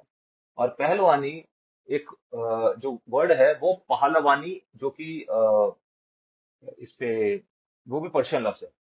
सो अगर आप मिडल ईस्ट की कुश्ती देखते हैं, ठीक है, और आप इंडियन मड रेसलिंग वगैरह देखेंगे, तो आप पाएंगे कि उनके सिर्फ उनके कॉस्ट्यूम्स वगैरह का डिफरेंस रहता है, दाव वगैरह, they are very similar. So sir ये चीज़ बहुत कंफ्यूजिंग लगती है मुझे कि ये पर्शिया में ओरिजिनेट हुआ है क्या, क्योंकि पहली हाँ बात तो वो हाँ लोग उसको पर्शियन योगा कहते हैं, और पहलवानी मुझे लगता था कि ये इंडियन वर्ड है, और आपने जैसे कहा पहलवानी, और ये लोगों के पास एक वर्कआउट है जो दो मुदगर टाइप के इक्विपमेंट के साथ करते हैं, जिनको ये जोड़ी बोलते हैं, जो कि वो जो वर्ड जोड़ी से काफ़ी सिमिलर है। यहाँ पे जो दो मुदगरों के साथ करते हैं जोड़ी, तो ये इंडियन ओरिजिन का है या पर्शियन ओरिजिन का है? इसका एक रीजन ये भी है कि जब मुगल्स आए ना इंडिया में, तो वो वहां का कल्चर लेकर आए, ठीक है, मिडल ईस्ट का कल्चर वो लेकर आए, और फिर यहाँ पर चीजें मिक्स होने लग गई, ठीक है। अब अगर आप देखेंगे आज भी वैसे एक्चुअल में जो इंडिया इंडिया का इंडिजीनियस, अगर आप कॉम्बैट अनआर्म्ड कॉम्बैट भी कहें, तो मल्लयुद्ध कहलाता है, जिसका उल्लेख आपको महाभारत में, रामायण में, हर जगह मिल जाता है आपको। इवन पाकिस्तान में आज भी अभी भी एक थप्पड़ मार कुश्ती चलती है ना, वो उछल उछल के थप्पड़ मारते हैं। तो ये जो है, क्योंकि पाकिस्तान पहले ये भारत का हिस्सा था, तो ये पहले सारे इस तरफ जो आप देखेंगे, ये यहाँ पर होते थे, मलयुद्ध होता था। इवन मैसूर में देयर वाज वज्र मुष्टि नाम से एक आर्ट फॉर्म थी, जो कि ये इसे नकल डस्टर बोलते हैं जिसे इंग्लिश में, है ना। सो कहीं पहले बच्चे पंजा बोलते थे, पंजा पहन लिया, है ना उसको। तो इस तरह से पहले वो लोग युद्ध उसको करते थे और प्रैक्टिस किया करते थे, लेकिन और वो हाथी के दांत का बना होता था, और इस तरह से वो धीरे धीरे वो भी विद्या लुप्त होती चली गई। हालांकि आज भी दशहरा, हर दशहरा पे मैसूर में वो उसका उसे ऑर्गेनाइज करते हैं वो, लेकिन अब वो जो स्किल नहीं बची है, सो जस्ट बीटिंग बीटिंग वो नॉर्मल, है ना, वो बस मुक्के मुक्के मारने, वो वाली बात है। लेकिन देवर नो आर्ट और साइंस, अब वो चीजें नहीं वहां पर दिखाई देती। सो अगर आप रेफरेंस इंडियन स्क्रिप्चर्स को देखेंगे, वहां पर आपको मलयुद्ध का रेफरेंस मिलता है। जैसे भगवान कृष्ण ने भी कंस को जब मारा, रुक्मण को मारा, तो एक एक कड़े से, इवन कड़ों से युद्ध हुआ है उनका। तो इस तरह के जो ये होते थे कड़े, ये भारी जंगी कड़े होते थे। तो इस तरह के इनसे भी तो मतलब ये जो हमारी जो कोर कल्चर था वो ये था। लेकिन समय के साथ साथ हर चीज को स्पोर्ट उसे, है ना, लेस लीथल कर दिया। अगेन उसका एक रीजन ये दिया जाता है कि भाई ठीक है, किसी को चोट ना लगे, ठीक है। बट जब जिस चीज में रिस्क इन्वॉल्व होता है, लोग उसके लिए फिर तैयारी भी उसी हिसाब से करेंगे, ठीक है। एंड तो ये सारी चीजें रहती है। बाकी विद्या जो है, विद्या का जो मतलब ज्यादातर लोग क्या है कि विद्या को, जैसे इसके अंदर हम प्लखा करते हैं, प्लखा जो है वो अनआर्म्ड सिस्टम है इसका। और क्योंकि जिस तरह से हम जैसे वहां भी है ना, हमें बॉडी मैकेनिक्स, मतलब हम लोग हाथ से मूवमेंट नहीं करते, ठीक है। सो हाथ को वो रिलैक्स करके वहां बढ़ाकर एक्सपैंड किया जाता है, ठीक है। तो एक्सपैंड करने से क्या, हमारे जॉइंट्स में जगह बन जाती है। सो अगर मेरा हाथ, मैं शो यू, अगर मैं दिखा सकूं, तो अगर मेरे दोनों हाथ इतने हैं, ठीक है, and if I relax one of my shoulder, वो ये हाथ बढ़ जाना है, ये देखो ये नॉर्मल हो गया। इफ आई रिलैक्स दिस, ये बढ़ गया, ठीक है। तो भाई रिलैक्स मोर, ये और ज्यादा बढ़ जाएगा, ठीक। सो इस तरह से ये फाइट में भी पता नहीं चलता बंदे को, उसे लगता है कि दूर है, लेकिन हम वो वहां बढ़ा देते हैं। तो ये चीज है। हाँ, विद्या जो है वो क्लासिकल आर्ट फॉर्म है, और इसीलिए इसको इसको एक लाइफ लॉन्ग कमिटमेंट चाहिए। और there are lot of people जो अप्रिशिएट करते हैं जब विद्या के बारे में सुनते हैं, जानते हैं। बट जो, ठीक है, अवेयरनेस अपनी जगह है साथ में, लेकिन प्रैक्टिशनर्स जो हैं वो भी चाहिए, क्योंकि कोई भी कला तभी बचेगी जब उसके प्रैक्टिशनर्स बचेंगे। अदरवाइज बातें है ना। सर इसमें एक और चीज़ है जो मुझे बहुत इंटरेस्टिंग लग रही है कि it's a very multi hmm dimensional art. It's hmm it has concepts beyond physicality जो इनकॉर्पोरेट किया है आर्ट ने।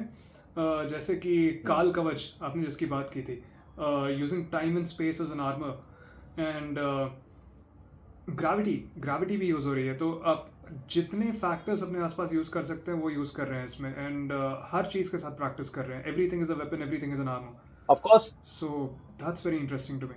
नहीं नहीं, गुरुदेव हमारे गुरुदेव जो हैं वो शिकागो में और जर्मनी में, इटली में, लंदन में, आपका बर्मिंघम में, कनाडा में, ये हर जगह दुनिया में सिखा रहे हैं। और बड़े बड़े मार्शल आर्टिस्ट, कोई विंचन के मास्टर्स आते हैं, काली के आते हैं, इंडोनेशियन मार्शल आर्टिस्ट, वो कहते हैं कि ये पार्ट, पर्टिकुलर पार्ट हमारे आर्ट से मिलता है। ठीक है। और जब वो विद्या का पूरा इतिहास उस चीज समझते हैं, वो कहते हैं कि हाँ, this could be the origin. ठीक है।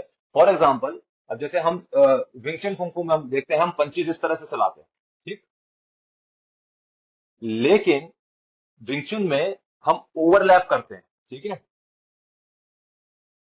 ठीक। ये करके अब हम बड़ा बड़ा अवतार जो है, इसके अंदर बड़ा युद्धन जो है, सो हम लोग भी ये चलाते हैं। अब दिखने में सिमिलर लगते हैं, लेकिन फर्क है। विंग में हम ओवरलैप करके चलाते हैं, बिकॉज वो अनआर्म्ड आर्ट फॉर्म है। ठीक है। उसके जो वैरायटी है ऑफ वेपन्स है उतनी नहीं है, मतलब कंपेयर टू शस्त्र विद्या, वेरी ब्यूटीफुल आर्ट फॉर्म। सो वो इस तरह से पंचेस चलते हैं। लेकिन हमारे जो बरात में पंचेस चलते हैं, मैं आपको सामने से दिखाता हूँ, तो you get a better idea. So अगर फिस्ट आ रही है ऊपर से, सो दिस इज, ये विंगचन चैन पंचेस बोलते हैं इनको। ठीक।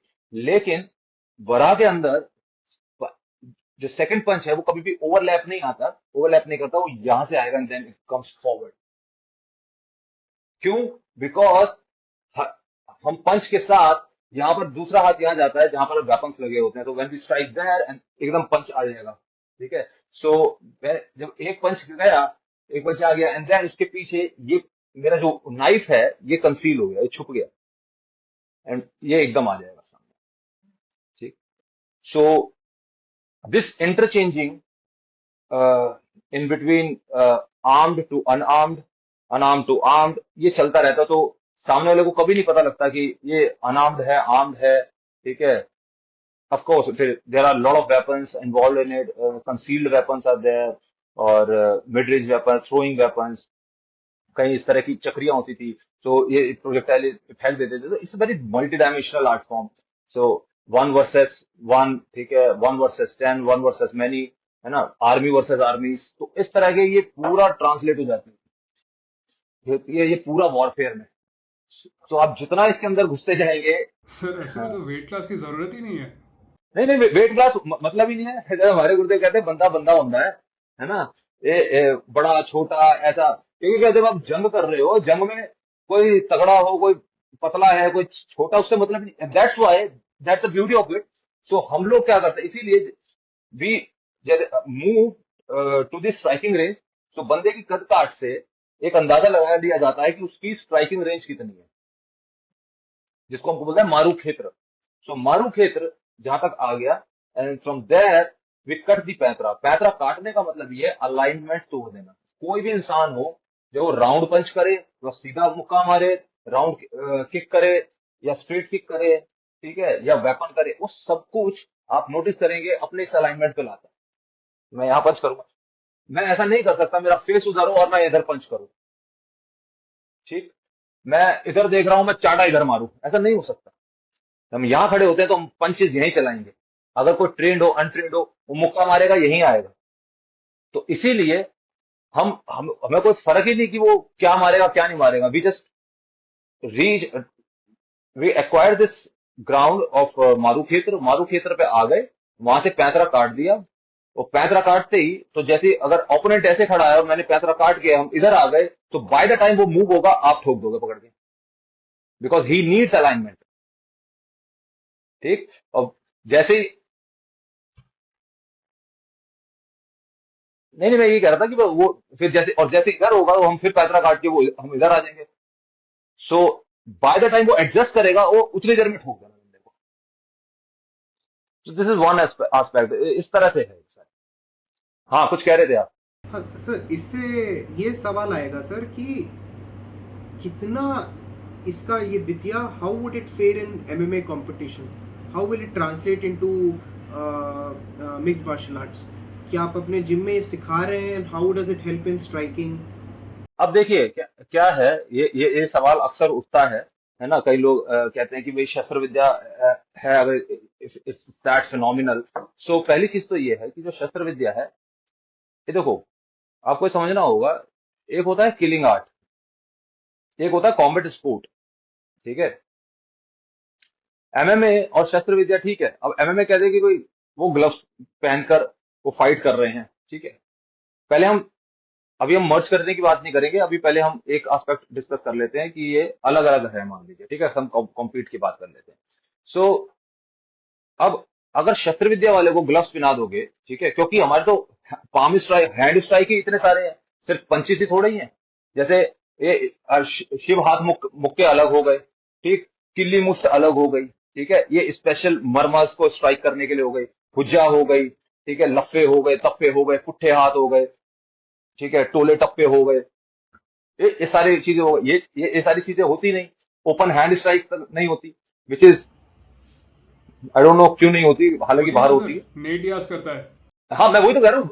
हाँ, मैं वही कह रहा हूँ, बाहर बाहर अलाउड होती है, लेकिन यहाँ नहीं करते इंडिया में। अच्छा, दूसरी चीज क्या है, ये देर आर उस स्टिल वो सारे सारे रूल्स हैं इस तरह के हैं। अब जैसे फॉर एग्जांपल अगर मैं नंदी युद्धन करूं मैं, ठीक है। सो नंदी युद्धन तो वो एक्चुअल में स्पाइन और लोअर बैक को ट्विस्ट करने के लिए बनाया गया है, ठीक है। उसका उसका काम ही वो है, ठीक है, वो कमर तोड़ना। सो ये माइंडसेट का बेसिकली फर्क हो जाता है। जब हम देखो, जब आप फाइट करने के लिए खड़े हैं, जब आप रिंग के अंदर जाते हैं, तो आपका पर्पस होता है, मुझे अपने आप को प्रूव करना है, मुझे जीतना है, ठीक है। जीत इंपॉर्टेंट होती है आपके लिए कि यार नहीं, मुझे मैच जीतना है, मुझे फाइट जीतनी है। लेकिन जब आप रणभूमि में खड़े होंगे और सामने आपके चमचमाती हुई तलवारें लेके बंदा खड़ा हो, ठीक है, तब आप जीत के बारे में नहीं सोचोगे, तब आप सोचोगे जिंदा रहने के बारे में, ठीक है।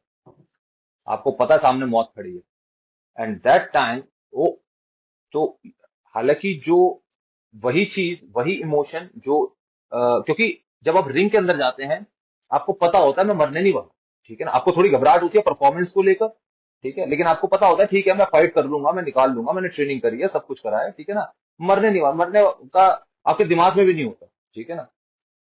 लेकिन जब आप एक एज अ वॉरियर ट्रेन करते हैं, और जो आज भी आर्मी में जो लोग ट्रेन करते हैं और जब वो जंग पे जाते हैं, उन्हें पता होता है, हो सकता है हम लौटे ना। तो इसीलिए वो डिफरेंट माइंडसेट है। तो अगर आप किसी को ऐसे माइंडसेट वाले बंदे से, जो कि जिसको पता है कि मैं तो सामने जो एक्चुअल में एनालाइज करने के लिए ट्रेन हुआ हुआ है, उसके सामने स्पोर्ट्स वाला बंदा खड़ा कर दो जो सिर्फ जीतने की कल्पना करके आया है कि मैं जीतना है, कोई मैच ही नहीं है। क्यों? क्योंकि जो जो सर्वाइवल इंस्टिंक्ट वाला बंदा है, वो ये सोच के नहीं मारेगा, वो ये कि मेरे को जीतना है, वो ऐसी जगह रख के मारेगा जहां से बंदा उठे ही ना दोबारा। और जो जीतने के लिए आया है, वो सिर्फ वो स्पेसिफिक टारगेट नहीं रखेगा, ठीक है। सो माइंडसेट का एक बहुत बड़ा इसमें डिफरेंस आ जाता है। दूसरी चीज ये है कि अ, मैंने खुद एमएमए के साथ मतलब एमएमए कई फाइटर्स हैं जो पहले किए हुए होते हैं, हमारे पास आते हैं ट्रेन करने, ठीक है।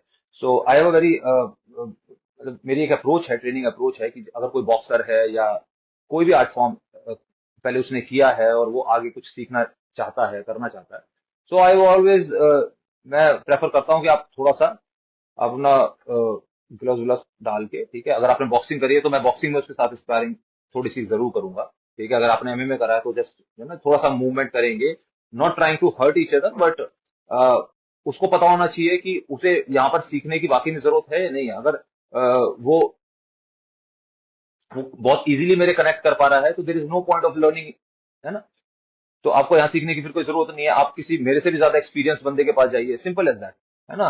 सो अगर आपको लगता है कि हाँ इस इंसान के पास कुछ है और कुछ सीखा जा सकता है, तो आप सीख लो। और मुझे भी ये पता लग जाएगा कि आपकी कहाँ कहाँ अभी क्या लेवल है और कहाँ पर मेरे को इंप्रूवमेंट करानी है।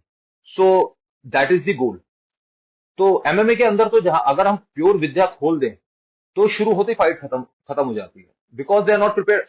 एमएमए के अंदर आप देखेंगे, आप कोई भी, है ना, यूट्यूब पे सिर्फ एमएमए फाइट डाल के खोल देना, पहली कोई फाइट भी आप उठा लेना, जब भी फाइट होती है एक सेफ डिस्टेंस में फाइट होती है। बंदे ने पंच किया, पीछे हो गया, फिर इसने पंच किया, किक करा, फिर घुसे तो वो ठीक है, ग्रैपलिंग पे चले गए, अदरवाइज जो फाइटिंग है वो यही शुरू होती है। दिस इज एक सेफ डिस्टेंस की एक फाइटिंग रहती है। लेकिन यहां ऐसा नहीं होता।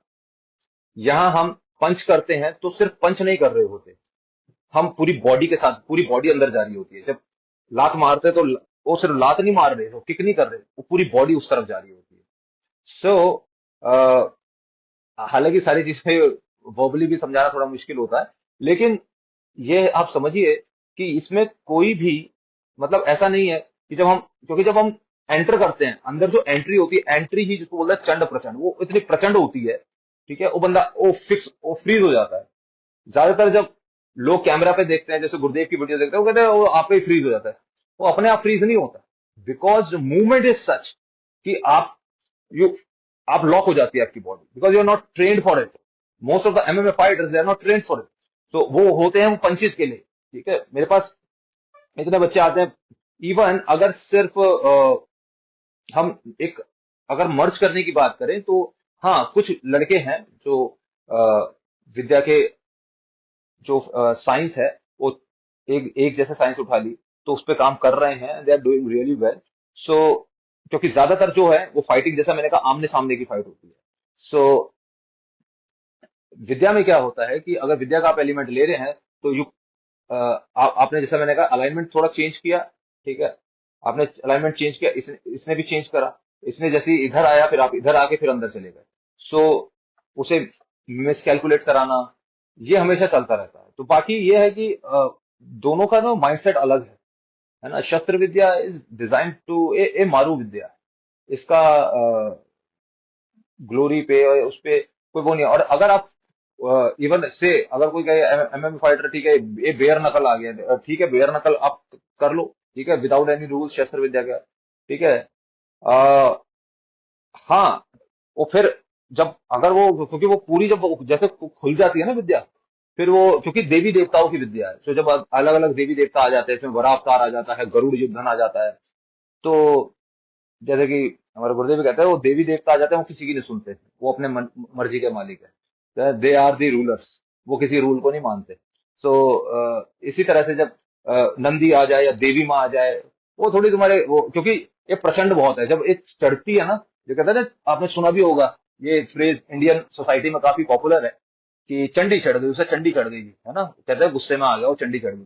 सो चंडी चढ़ने वो की, यूपी में माता चढ़ गई बोलते हैं। हाँ हाँ हाँ, कहीं बोलते हैं माता चढ़ गई, बोलते हैं, है ना, माता आ गई इसमें, तो कहीं बोलते हैं चंडी चढ़ गई। तो कॉन्सेप्ट यही है कि जो चंडी जब चढ़ जाती है ना, तो चंडी चढ़ गई, फिर उसके बाद फिर वो अपने आप ही देखती है फिर वो जो करना है।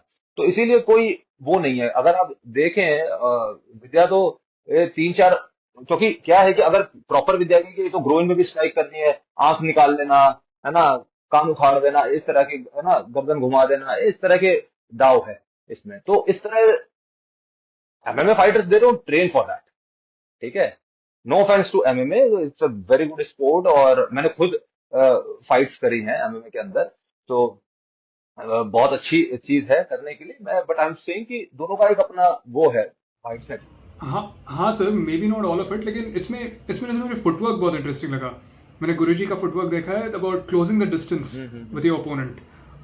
ये सारी चीज़ें तो हाँ इनकॉर्पोरेट हाँ हो हाँ, सकती है ना, कोई अगर यूएफसी में करना चाहे। हो सकती है, हो सकती है। और मैं, जैसा मैंने कहा कि कुछ लोग कर भी रहे हैं, ठीक है। सो नॉर्मली जैसे लेकिन जो फुटवर्क भी है ना, उसको पकाने के लिए वो समय लगता है, ठीक है, क्योंकि ग्रेविटी के साथ चलना, अगर आप ग्रेविटी के साथ नहीं चल रहे हैं तो फिर वो फुटवर्क का वो फ्लेवर नहीं आएगा।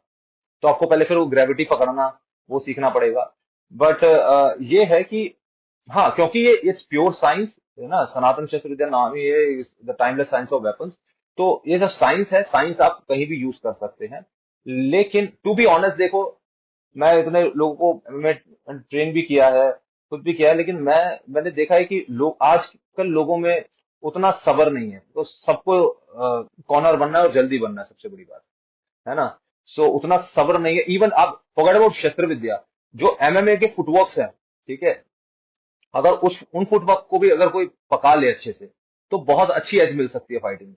लेकिन कौन पकड़ना चाहता है? सबको पंच करना है ना। आज क्लब में भी बच्चे आते हैं, आधे से ज्यादा सबको लग रहा है कि सब बैक पे ट्रेनिंग कब होगी, पैडिंग कब होगी, थोड़ा मैं पावरफुल फील करूं। मैंने कहा ना, लोग वो फील ज्यादा करना चाहते हैं, वो रियलिटी कितनी होगी कितनी नहीं होगी उससे मतलब नहीं है। मैं दिखना तगड़ा चाहिए, है ना। मैं वो वाली चीज है। आजकल सोशल मीडिया का जमाना है, तो शोशाबाजी ज्यादा हो गई है ना।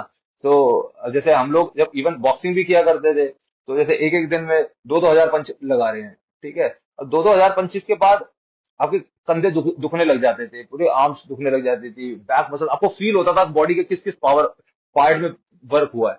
तो अब उतनी मेहनत बहुत कम रेयरली देखने को मिलती है कुछ लोग, लेकिन बहुत कम, ठीक है। क्योंकि आधे से ज्यादा लोगों के पास क्या है कि एक प्रेशर बहुत ज्यादा बढ़ गया है। अगर वो हर चीज हर फील्ड में ये प्रेशर बढ़ गया है, स्टूडेंट्स की लाइफ में भी हर चीज में बढ़ा है, मार्शल आर्टिस्ट में भी ये बढ़ा है कि अब एमएमए कोई सीखने आता है तो वो पहले ही पूछ लेता है कि सर मैं फाइट कब खेल लूंगा, ये बता दो मुझे, है ना। तो अब चक्कर क्या होता है, अब मैं उसमें भी मैं भी बोलता हूँ यही, मेरे को आपकी चाल का ही नहीं पता। आप पूछ रहे हो मैं उस मंजिल पे कैसे कब पहुंच जाऊंगा। अभी मैं आपको चाल तो देखूं, तब मैं उससे अंदाजा लगाऊंगा मैं आपको इतना टाइम लगेगा, है ना। अभी एक क्लास आपने करी नहीं, तो वो चीज है कि रेस्टलेसनेस बहुत ज्यादा है। तरीके से, तसल्ली से उस चीज को समझ के पका के, एमएमए अपने आप में बहुत वास्ट गेम है। अगर कोई उसकी भी साइंस को पकड़ के करना चाहे तो बहुत कुछ वो अच्छा अचीव कर सकता है। लेकिन क्या है कि लोग लोगों में सब्र कम हो गया है। तो अब सब लोग कोर्स की तरह देखने लग गए हैं। ये सारी चीजें ज्यादा हो गई हैं। सर आपने मेन क्वेश्चन, नेक्स्ट क्वेश्चन तो मेरा ये आंसर कर दिया कि what is the main hurdle for MMA. चलिए वो नहीं पूछते। Let me rephrase the question. Suppose एक यंग लड़का है, उसको एमएमए करना है, हम्म। तो what do you suggest, what are the steps that he has to go about, what martial arts should he learn, how much of Shastra Vidya should he incorporate? देखो क्या है कि सनातन शस्त्र विद्या तो एक ऐसी चीज है कि ठीक है, वो एलिमेंट वो ऐड कर सकता है बशर्ते, लेकिन उसके अंदर वो उस आर्ट के प्रति उसके अंदर इच्छा होनी चाहिए, ठीक है। ऑफकोर्स नहीं तो एमएमए तो करेगा ही वो, लेकिन अगर वो चाहता है, लेकिन उसको करने के पहले जो बस शस्त्र विद्या इस तरह राग विद्या है ना। तो अगर राग विद्या तुम्हें करनी है तो उससे पहले थोड़ा बहुत तो गाना बजाना कर लो। तो जो बेसिक्स हैं, जो एमएमए के अंदर जो कि बहुत सिंपल बेसिक्स हैं, अगर आप पहले वो तो पकड़ लो, है ना। तो उसकी पहले, अच्छा दूसरी चीज क्या है, इवन एमएमए या कोई भी आर्ट फॉर्म, देखिए, तो एज अ कोच हमें, मुझे सबसे पहले ये चीज जो, और मुझे लगता है किसी भी सिंसियर कोच को ये चीज यही चीज वो देखेंगे कि कमिटमेंट, ठीक है। अभी वो आकर उसने बोल दिया सर मेरे को 6 महीने में ना मेरे को फाइट करनी है, ठीक है। अभी कमिटमेंट कितना है कितना नहीं है, अभी बोल के चला गया, वो ज्वाइन भी कर लिया उसने, और उसके बाद फिर वो बच्चा आ ही नहीं, वो हफ्ते में 3 दिन आ रहा है, ट्रेनिंग हो रही है 6 दिन, ठीक।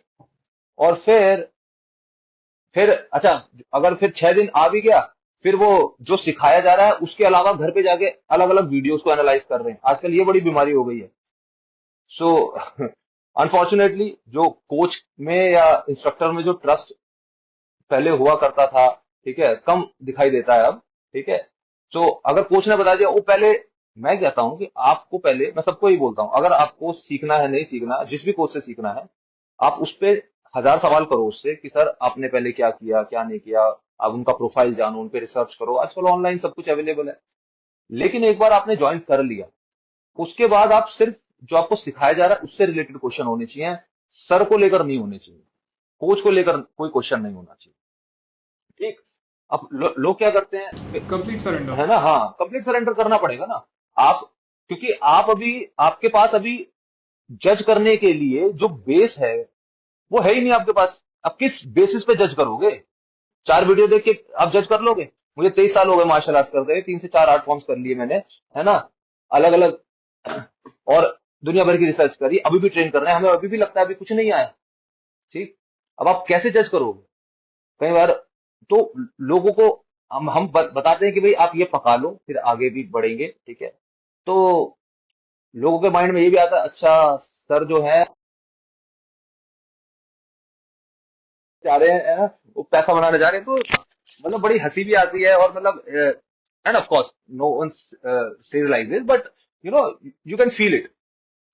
तो इस तरह से क्या है कि जो कमिटमेंट है ना, आजकल उसकी बड़ी प्रॉब्लम हो गई है। तो हर इंसान को सब कुछ जल्दी चाहिए, है ना, और दूसरे से पहले चाहिए, ठीक है। और इस चक्कर में क्या होता है कि वो कंप्लीट सरेंडर नहीं कर पाता।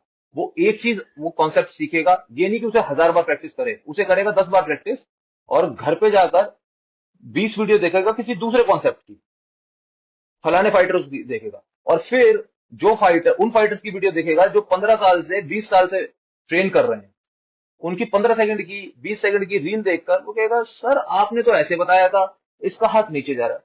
अरे अब उसे कौन समझाए कि over a period of time her fighter का एक अपना स्टाइल डेवलप होता है, ठीक है। लेकिन वो स्टाइल एक दिन में एक महीने में डेवलप नहीं हो जाता। उसके लिए आप जब कई सालों तक ट्रेन करते हैं, फिर आपको छोटी छोटी जो बारीकियां हैं गेम की वो समझ में आने लग जाती है, तब आप अपना डेवलप करते हैं over a period of time. लेकिन इसी वजह से फिर वो ना घर का रहता ना घाट का रहता, ना तो वो पूरी तरह यहाँ का सीख पाता। एंड ऑफ कोर्स आप 20 सेकंड की या 2 मिनट की कोई वीडियो तो देखकर सीख ही नहीं सकते, ठीक है, जो 15 साल से फाइटर की आप वीडियो देख रहे हो। तो इसीलिए ना तो वो ये पका पाता ना वो पका पाता, और फिर वो सिर्फ ही and up in confusion.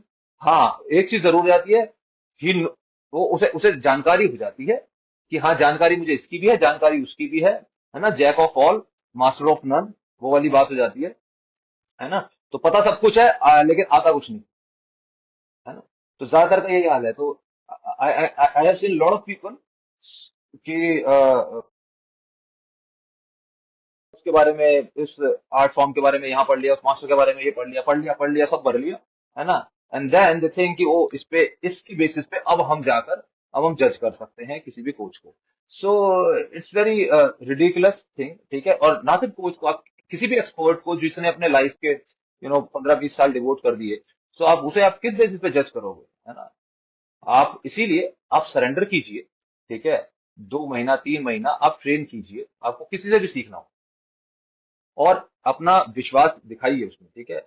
And if he is really genuine, आपको खुद फील हो जाएगा, ठीक है ना। और आप उससे बता सकते हैं कि आप उनके जो ऑलरेडी काफी, जो हमारे जैसे मेरे काफी स्टूडेंट्स हैं जो कई सालों से मेरे साथ जुड़े हुए हैं, है ना, 5-5 6-6 साल से हो गए, 8-8 सालों से वो मेरे अंडर ट्रेनिंग कर रहे हैं। And I always encourage people कि आप ठीक है जाओ, कहीं भी जाओ, ट्रेन करके आओ, देखो समझो, क्योंकि हमने भी ऐसे ही सीखा घाट घाट का पानी पीकर। तो वो चीजें हैं, लेकिन मेहनत का जो है ना, आप आजकल क्या है, अच्छा एक चीज आपने सीख ली, फिर उसके बाद फिर उस पर सोचना विचार करना। जैसे हमारे गुरुदेव कहते हैं हमेशा कि जो सियाणा शागिर्द होता है, सो वो उसके लिए बोला जाता है कि कांग बज्यानी राग गज्यानी। सो कांग is the note, single note वो बजा, और वो पूरा राग बना लेता है ना। लेकिन क्या है, उसके लिए वो सब्र चाहिए, पेशेंस नहीं है आजकल की दुनिया में, ये चीजें हैं। सर मेरा एक क्वेश्चन है, हम्म। इस सनातन शास्त्र विद्या में कोई एज लिमिट होती है क्या सीखने की, शुरू करने की? क्योंकि जैसे जुजुत्सु में बोलते हैं कि 40 साल के बाद भी लोग सीख सकते हैं, हम्म। इसमें ऐसा कुछ है लिमिट? हाँ हाँ हाँ, कोई कोई भी सीख सकता है, क्यों? क्योंकि मसल जो है, ये मसल को बाईपास करती है विद्या, ठीक है। क्योंकि नॉन मस्कुलर एनर्जी इसमें जनरेट होती है, नॉन मस्कुलर मूवमेंट्स हैं। और जैसे कि मैंने पहले ही बताया कि काफी बुजुर्ग थे जो इन्होंने युद्ध भूमि में अपनी शहीदी दी।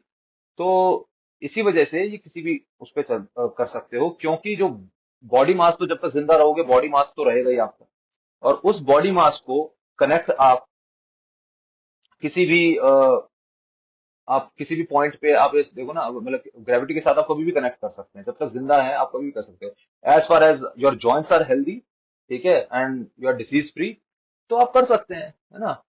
एंड तो इसीलिए क्या है कि जैसे जिसको मतलब तुरना बोलते हैं, सो फ्लोटिंग फीट जो होता है उसकी ग्रेविटी को अपनी सेंटर ऑफ ग्रेविटी को अपनी एज पे लाकर लाकर उस पे फिर स्पिल करना। और ये आप कभी भी कर सकते हैं, कोई बुजुर्ग हो तब भी कर सकते हैं। ठीक है। आ, हाँ, एज फार एज आप बस हेल्दी रहने चाहिए, है ना, आपके जॉइंट्स वगैरह बहुत पेन ना करें, वो सब चीजें हैं, बाकी फिर कर सकते हैं, ऐसा कोई इशू नहीं है। एंड ऑफ कोर्स उसमें इसमें क्योंकि इट्स नॉट अबाउट एथलेटिक, जो एथलेटिक जो वो होती है, परफॉर्मेंस होती है, ये वो नहीं है। ठीक है। सो आपने देखा होगा जो पुराने देवी देवताओं के अगर आप इमेजेस देखेंगे तो वो मस्कुलर नहीं होते। ठीक है। वो सुडोल एंड सिमेट्रिकल होते हैं। ठीक है ना। सो इस तरह से सुडोल और सिमेट्रिकल का जो मतलब बंदे का शरीर सुडोल होना चाहिए, भरा हुआ हो। ठीक है। मास चाहिए, हमें मसल भी चाहिए, क्योंकि मसल होगी तो बॉडी के बॉडी मास में वो ऐड वैल्यू ऐड करेगी। ठीक है। सो लेकिन क्योंकि मूवमेंट लेकिन मसल से नहीं होती, मूवमेंट ग्रेविटी से होती है, इसलिए वो कोई भी कर सकता है किसी भी उम्र में। हाँ, ये हो सकता है किसी की मसल कम है कहीं ज्यादा है, इसीलिए थोड़ा बहुत सही अ, आदमी को थोड़ी एक्सरसाइजेस जरूर करनी चाहिए, हर उम्र में करनी चाहिए। थोड़ा सा पुश करना चाहिए, और कुछ नहीं, वॉल को थोड़ा सा पुश कर लो। ठीक है। थोड़ा सा आप बार पे लटक गए, ठीक है, थोड़ा सा लटक गए, थोड़ी देर पकड़ के आपकी ग्रिप इंप्रूव होगी, फोर आर्म स्ट्रेन हो जाएंगी थोड़ी सी, है ना। आप स्क्वाट्स लगा सकते हो।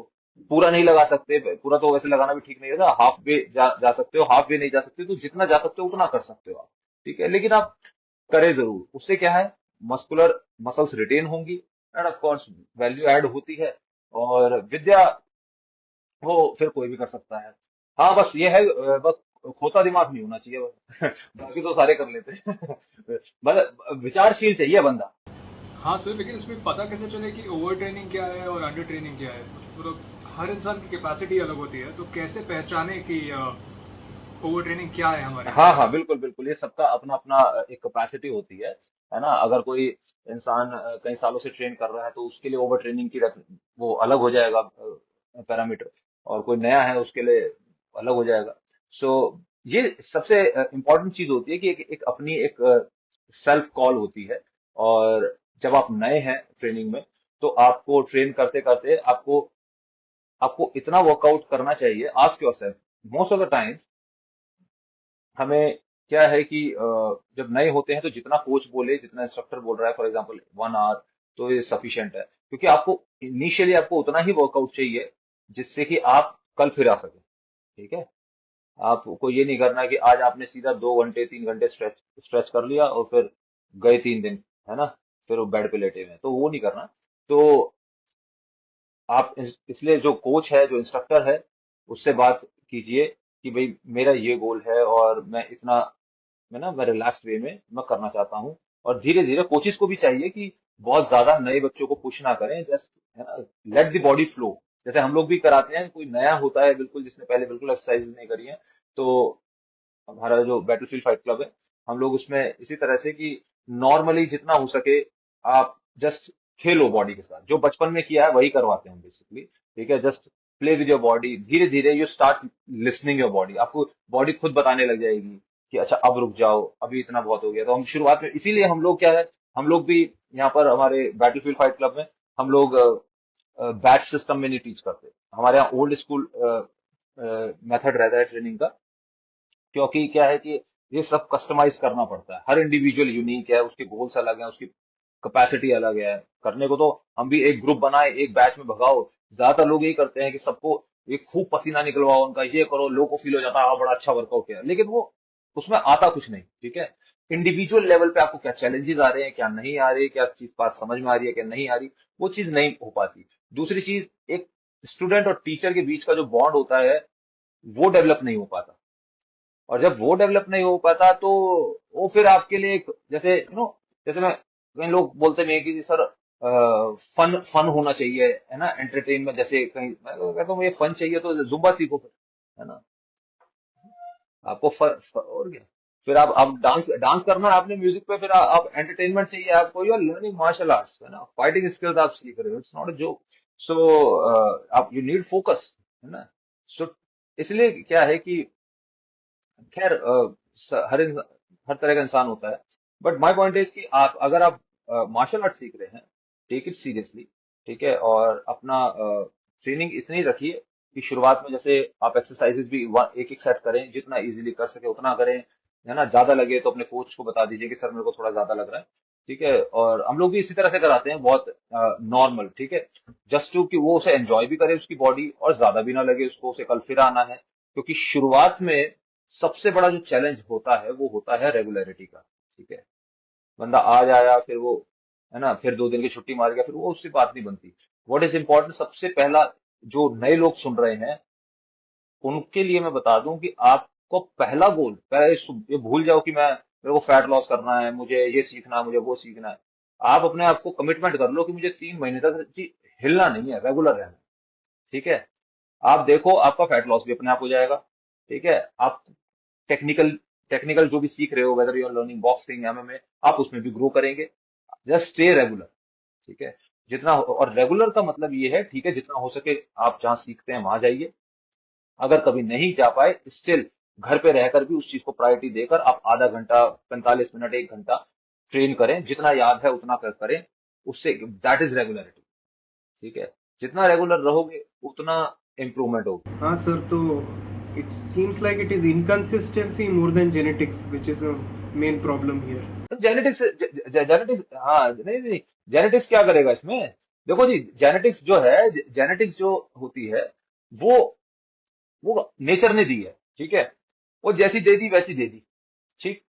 लेकिन आपके मेहनत, एक चीज दी है नेचर ने आपको, एक चीज नहीं दी। जेनेटिक्स दे दी, जो देने थे उसने दे दिए। लेकिन उसने फिर, अच्छा वो तो आपको, उसमें आप चेंज नहीं कर सकते। लेकिन मेहनत आपको दी है, वो आप जितनी मर्जी बढ़ा लो, समझे ना।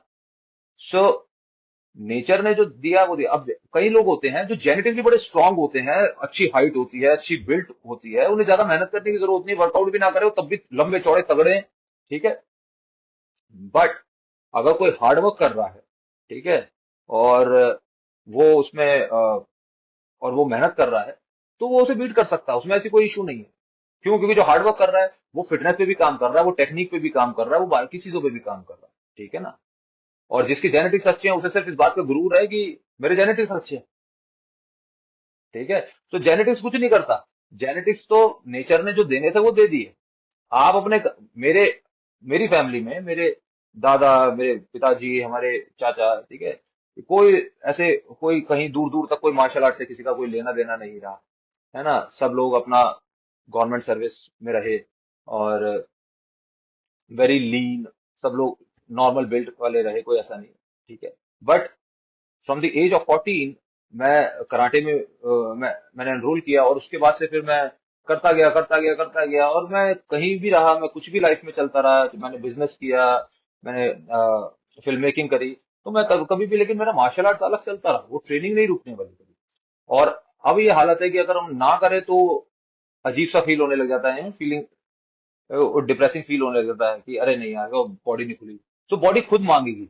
तो एक आपको, जैसे गाड़ी होती है ना, गाड़ी को आपको धक्का मारना पड़ता है तब तक जब तक वो अपने आप ना पकड़ ले, है ना, सेल्फ स्टार्ट। वैसे ही हमारी बॉडी होती है, तो आपको उसे इतनी दूर तक धक्का मारो, और इतने जोर से मारो कि एक पॉइंट के बाद बॉडी खुद मांगने लग जाए कि यार आज आज वर्कआउट नहीं हुआ, यार आज मैंने किया नहीं कुछ, ठीक है। सो फिर वो आपका एक सेकंड नेचर बन जाता है। और उसमें क्या है, और यहाँ पर मैं एक चीज और ऐड करूंगा कि हम फिजिकल बेनिफिट्स की बात कर ही रहे हैं। ऑफ कोर्स फिजिकल बेनिफिट्स तो बॉडी वेट एक्सरसाइजेस के, मार्शल आर्ट्स के हैं ही, लेकिन जो मेंटल बेनिफिट्स हैं वो फिनोमिनल है। मतलब मुझे भी नहीं पता था जब मैंने शुरू किया था 2001 2002 में, तो हम लोगों को इतना पता ही नहीं था, हम तो इसलिए कर लिया कि भैया मजा आएगा, शौक शौक में कर लिया। लेकिन बाद में जीवन में जैसे जैसे आगे बढ़े, तो जब मेंटल चैलेंजेस आते हैं लाइफ में, तब आपको पता लगता है कि आपको कितना कॉन्फिडेंस, क्योंकि जब हमें, जो हमारे कराटे वाले सर थे, उन दोनों फुल कांटेक्ट कराटे होता था, अब तो खैर फुल कांटेक्ट नहीं उतना रहा नहीं। सो हमें सर बोलते थे हमारे कि कभी फाइट से मना नहीं करना, ठीक है। तो योर नोज इज ब्लीडिंग, और फाइट से मना नहीं करना, ठीक है। सो फाइट बैक, तो फाइट, और फाइट करते रहना, वो मना करने को तो कोई आउट ऑफ द वो है ही नहीं, नो तो डिक्शनरी में ही नहीं है। तो अगर लाइफ में भी चैलेंजेस आते ही हैं, पर्सनल लाइफ में, प्रोफेशनल लाइफ में आपकी चैलेंजेस आते हैं, सो अब ऐसा कोई बात नहीं है, भिड़ जाएंगे, ठीक है, देख लेंगे, कोई बड़ी बात नहीं, ठीक है। ठीक है, वो अपना काम करें, हम अपना काम करें, हम हार नहीं मानने वाले। सो इस तरह से आपका जो जो आपका जो इनर सेल्फ है ना, वो इतना ज्यादा कॉन्फिडेंस हो जाता है। मैं सबको कहूंगा और कि आप मार्शल आर्ट्स जरूर सीखें, चाहे जीवन में 1 साल के लिए सीखें, आपको बहुत इंप्रूवमेंट सीखने को मिलेगी। दूसरी चीज यहाँ पर एक चीज और ऐड करूंगा मैं कि आजकल क्या होता है, बच्चों को भी जैसे बहुत ज्यादा लाड प्यार से कराया जाता है, बहुत अच्छी बात है, वो सारी चीजें कीजिए, लेकिन उन्हें एक आप डिसिप्लिन में भी डालना चाहते हैं, है ना, डांस में डाल रहे हैं, सिंगिंग में डाल रहे हैं, बहुत अच्छी बात है। लेकिन मार्शल आर्ट्स एक ऐसी चीज है, अगर लड़के हैं तो उन्हें डिसिप्लिन करेगी बहुत अच्छे, ठीक है, उन्हें बुली होने से बचाएगा। और अगर लड़कियां हैं तो उनको डिफेंड अपने आप को डिफेंड करने में भी हेल्प करेगी। तो मार्शल आर्ट्स की बहुत बेनिफिट्स हैं। आप जो भी आर्ट फॉर्म आपके नियर बाय अवेलेबल है, वहां पर जाइए, कोच से बात कीजिए, इंस्ट्रक्टर से बात कीजिए, और जितना हो सके और अपने बच्चे की ट्रेनिंग को ट्रैक कीजिए कि बच्चे में क्या इंप्रूवमेंट्स आ रहे हैं, कैसे कैसे वो अब उसने पहले किस लेवल पे था, अब कहाँ हो गया। ठीक है, बाहर की चीजों से बचाइए बच्चों को, है ना, बाहर सिर्फ जहर बिक रहा है और कुछ भी नहीं है। ठीक है, जितना हो सके रॉ फ्रूट्स फूड आपका होममेड फूड हो गया, वो बच्चों को खिलाइए, है ना। जितना भी पैक्ड फूड है, ये नुकसान कर देगा, बर्बाद कर देगा। ठीक है, कोल्ड ड्रिंक्स लिटरली जहर है। तो मतलब इनमें कुछ है नहीं, नो न्यूट्रिशनल वैल्यू, है ना। तो जितना हो सके, बाकी आप ठीक है अपने घर की चीजें बनी हुई खाइए, सारी चीजें कही हैं। और once in a blue moon आपने ठीक है किसी पार्टी वार्टी में गए तो ठीक है, वहां पर आपने कभी कभार कुछ खा लिया, but overall keep a healthy clean diet. Sir एक आखिरी सवाल before we close it off, आप एमएमए देखते हो सर? नॉट मच, ज्यादा नहीं देखता मैं। सर आपने बोला कि मेरा एक क्वेश्चन है। हाँ हाँ, नहीं, पूछो पूछो। सर आपने बोला कि हर बच्चे को एक ना एक मार्शल आर्ट सीखनी चाहिए। तो मेरा स्पेसिफिक टू सनातन शस्त्र विद्या एक क्वेश्चन है कि इसके कितने एक्टिव प्रैक्टिशनर्स हैं अभी इंडिया में, कितने टीचर्स हैं, और कितने स्कूल्स हैं, और कहाँ कहाँ पर है इंडिया में। And okay, if not physical schools, क्या ये ऑनलाइन भी सीखा जा सकता है? हाँ हाँ, ये क्वेश्चन आपने बहुत अच्छा पुट अप किया। सो अभी क्या है, सनातन शस्त्र विद्या की एक रिसेंटली ऐप लॉन्च हुई है, जो कि गुरुदेव जी ने अभी इसको रिसेंटली लॉन्च किया है। और इस ऐप के थ्रू आप कोई भी कहीं पर भी घर बैठे विद्या को सिस्टमैटिकली वो सीख सकता है। सो उसमें खुला पैंतरा टू आपका अ, शेष तक, है ना, खुला इज देयर, खुला पैंतरा, कूर्मा, देन वरा आपका, और शेष। तो शेष लेवल तक आपको पूरी विद्या उसमें मिल जाएगी। सो बहुत लिमिटेड, बहुत मिनिमल अमाउंट पे आप उसको ऐप को सपोर्ट करके आप वो विद्या के उस सारे चैप्टर्स, उसमें वीडियोस हैं, सारे गुरुदेव की वीडियोस हैं, आप उसे स्टेप बाय स्टेप सीख सकते हैं। जहाँ स्कूल की बात है, क्योंकि आई वॉज फॉर्चुनेट एनफ कि I was one of the first few people जिन्होंने, I was even first person India में जिसने गुरुदेव से ट्रेनिंग लेना शुरू किया था बैक इन 2017। और तब से मैं गुरुदेव जी के ही अंडर में ट्रेनिंग कर रहा हूँ। और एज ऑफ नाउ अभी गुरुदेव जी ने भी मतलब हमारे क्लब में ये विद्या सिखाई जाती है with all due my Gurudev ji permission. सो हमारी दोनों ही ब्रांचेस में विद्या सिखाई जाती है, और जब भी गुरुदेव का इंडिया आना होता है तो उनके साथ भी सेशंस होते हैं। सो अकेडमीज की अगर मैं बात करूं तो एज ऑफ नाउ सिर्फ हमारी ही अकेडमी है इंडिया में।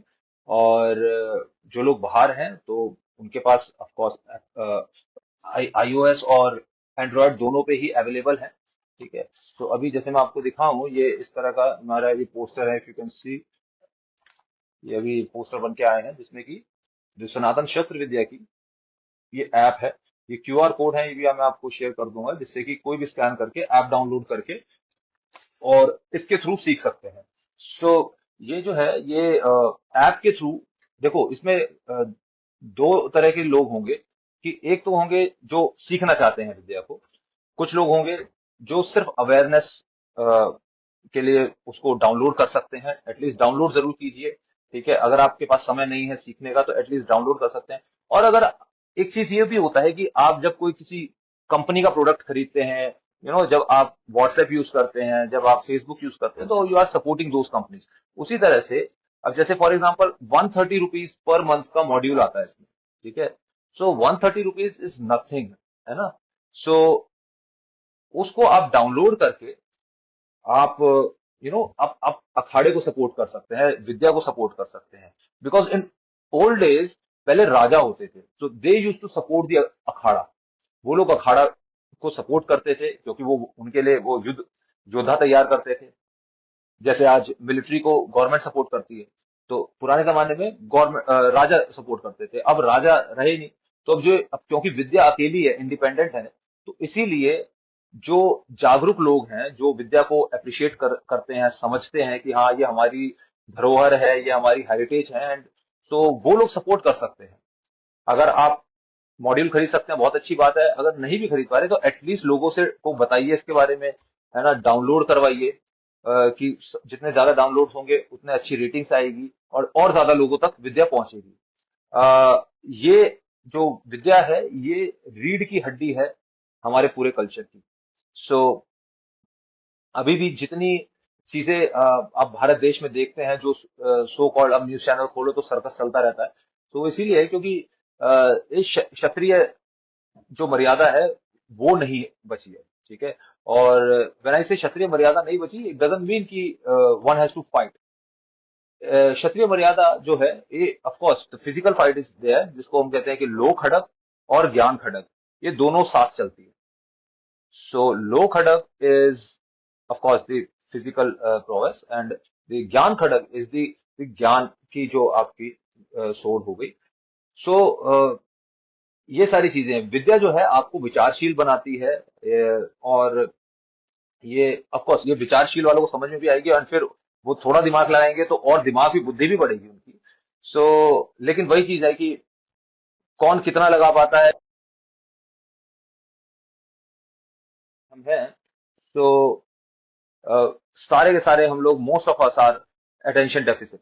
सो हमारा ध्यान अभी इधर अभी उधर, क्योंकि हमें रील्स की आदत है, हमें स्क्रोलिंग की आदत है, तो बहुत ज्यादा देर तो हमारा फोकस होता ही नहीं किसी चीज पे। सो इसीलिए मैं सबसे बोलता हूँ, जो अगर आप लाइफ में कुछ भी करना चाहते हैं, आज की डेट में अपने आप को डिस्ट्रैक्शन से बचाइए। जितना अपनी प्रायोरिटीज राइट कीजिए कि हाँ मेरी लाइफ में ये 2-3 प्रायोरिटीज हैं, and then focus on them. बहुत सारी चीजें होंगी तो कभी भी अकम्प्लिश नहीं हो पाएंगे, and you end up in confusion. Sir, तो फाइनली आपके सोशल मीडिया क्रेडेंशियल्स आप दे दें। Where can people find you? Instagram, Facebook? आपका क्लब का नाम बैटलफील्ड फाइट क्लब है? बैटलफील्ड फाइट क्लब, हाँ जी। जो मेरी है वो है @I am Jatan Mogha। ये आपका इंस्टा और फेसबुक पे भी, दोनों पे ही है। ठीक है sir, thanks a lot, thanks for coming. अच्छा, आप लोगों ने अपने अपने बारे में नहीं बताया, कि आप लोग क्या कौन सा मार्शल आर्ट्स कर रहे हो, आप लोग करते हो MMA वगैरह? पहले मेरा भाई आंसर करेगा। सर ऐसा कुछ भी जो एक इंसान को तामसिक स्टेट से बाहर निकाल सके, फिजिकल एक्टिविटी, उसमें बचपन से बहुत ज़्यादा इंटरेस्ट रहा है। बचपन में मैंने किया है कराटे, टाइक्वांडो, दोनों। थोड़ा ज़्यादा फॉलो अप नहीं किया उसको, लेकिन it was good. I remember enjoying it a lot. फिर बड़े होते होते I started watching boxing and MMA। फिर कॉम्बैट स्पोर्ट्स की तरफ एंथुजियाज्म बढ़ता गया मेरा। और आजकल वर्कआउट तो मैं करता ही हूँ। मैं रिसेंटली आई पिक्ड अप गदा एंड मुदगर वर्कआउट्स, और नहीं, बढ़िया बढ़िया है, क्योंकि दंड हाँ बैठक, मतलब सपाटे, रेगुलर इंडियन वर्कआउट्स। अच्छा लगता है मुझे बहुत। And we in general we are enthusiastic about this sport, these activities in general. और हाँ, और हम चाहते हैं कि Sanatan Shastra Vidya, we want to spread it from our side as well. We want it to spread faster. We want people to know about it. We want more MMA champs from India. So that's just something that would make us happy. So we're doing that. हाँ हाँ, वो multi dimensional है, वो सारी, क्योंकि जो core है ना, वो कोर वेदांत है। तो आप ये देखो, अब वेदांत में जो सारी चीजें हैं, वही चीजें आपको विद्या में देखने को मिलती हैं। जैसे कि आप वेदांत में देखो कि वो ब्रह्म है, वो चारों तरफ है भी, है ना, वो सर्वव्यापी भी है, लेकिन फिर दिख भी नहीं रहा है ना। वो इतना छोटा भी है कि बिल्कुल दिखे ना और इतना बड़ा भी है कि दिखे ना। ठीक है, तो ये पैराडॉक्सिकल बात हो गई ना, ऐसे ही विद्या में है। So we lift our foot without lifting our foots. हम पैर नहीं उठाते, वी मूव विद टिल्ट, तो सो दैट की ग्रेविटी अप्लाई हो, और ग्रेविटी पैर को उठाती है। So when we lift our arm, we are not lifting our arm, we are just relaxing it, lifting our shoulders. ठीक है, सो इस तरह से ये सारी चीजें पैराडॉक्सिकल है। सो इसीलिए जब हम फाइट भी करते हैं तो बंदे को लगता है वो यहां खड़ा है, तो जब तक वो मार दो वो वहां पर है भी लेकिन नहीं भी है। तो जब उसने देखा कि वो यहां पर है और स्ट्राइक किया, सो बाय दैट स्ट्राइक किया, वो फिर वो वहां है भी नहीं, उसे लगता है कि वो सामने है। सो अगर आप फिजिकली कभी मिले तो यू विल सी विद्या की देखने में यही लगता है वो सामने ही है, बट इट्स नॉट देयर। ये जैसे कि आपने पानी देखा होगा, पानी के अंदर जब हम किसी नदी में या नहर में हम देखें कि अगर वो साफ पानी होता है, हमें लगता है कि हाँ वो कम गहरा है। ठीक है, लेकिन जब हाथ डालते हैं तो ज्यादा गहरा होता है वो। ठीक है, सो ये एक वेदांत की जो फिलॉसफी है, ये पूरी कॉस्मोस में फैली हुई है। तो ये जो दिखता है वो है नहीं, जो है वो दिखता नहीं है। सो इस तरह से जो विद्या है ये प्योर एक एक पूरी पैराडॉक्सिकल फिनोमेना से बंधी हुई है। अब ये है कि अब क्योंकि ये, और ये भी एक बहुत बड़ी वजह है विद्या की, क्योंकि ये बड़ी सूक्ष्म है, जो इसकी खासियत है यही मुझे ऐसा लगता है कि काफी यही एक बहुत बड़ी अड़चन भी है, क्योंकि लोगों का जो आईक्यू लेवल है आज की डेट में वो उतना नहीं रहा है, लोगों में उतना सब्र नहीं रहा है। लेकिन अगर भगवान ने इसको यहाँ तक लाए हैं तो आई एम श्योर भगवान का आगे भी प्लान होगा। ऐसे कहीं ना कोई कम जरूर होंगे, लेकिन और भी लोग होंगे, हम भी इसी दुनिया में रह रहे हैं, तो हो सकता है कि हमारे जैसे पागल और भी हों जो अप्रिशिएट करें विद्या को, और खुद भी सीखें और आगे भी प्रमोट करें।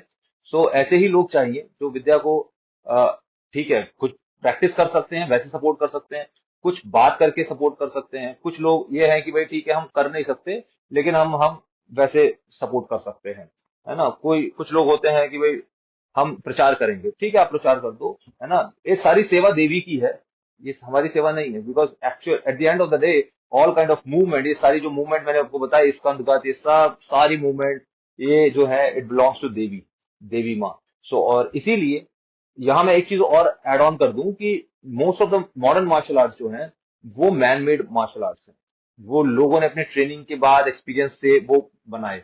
ब्रूसली ने भी जो जीत कुंडो बनाया था, और उसने बोला था कि ये जैसे जैसे मैं लाइफ में आगे बढ़ता जाऊंगा ये चेंज होता जाएगा, क्योंकि वो इवॉल्व एवोल्यूशन मांगता है। अगर इंसान ने कोई फोन बना दिया तो हर 6 महीने में उसको अपडेट करना पड़ेगा, कोई मशीन बनाई तो 1 साल भर में अपडेट करना पड़ेगा। इंसान की कोई भी चीज बनाएगा तो उसे अपडेशन की जरूरत होती है। सो एमएमए ये जितने मार्शल आर्ट्स हैं they are evolving to reach the level. ठीक है ना, कौन सा लेवल, जहां हमारे एंसेस्टर्स ऑलरेडी थे, वो दुनिया फतेह कर रहे थे उस लेवल पे जाकर। ठीक है, ये मैं बड़े हम्बली ये बात कह रहा हूँ, इसमें कोई प्राइड वाली बात, ठीक है प्राइड भी है, लेकिन नॉट मैं आउट ऑफ ईगो ये बात नहीं कह रहा हूँ।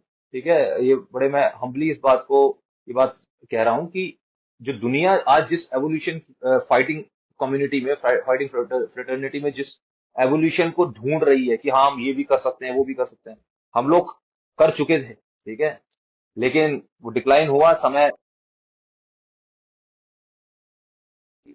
We should get back to our roots. ठीक है, और हमें उसे कंगालना चाहिए, उसे समझना चाहिए। And I am pretty sure जो अब जो टाइम चल रहा है, हम अपने कल्चर को लेकर we are becoming more scientific, more logical, हम लॉजिकली और साइंटिफिकली काफी उसे असेस करके उसको देख रहे हैं, जिसकी वजह से उसका कितनी ऑथेंटिक है वो सामने आ रही है और पूरी दुनिया के सामने आ रही है।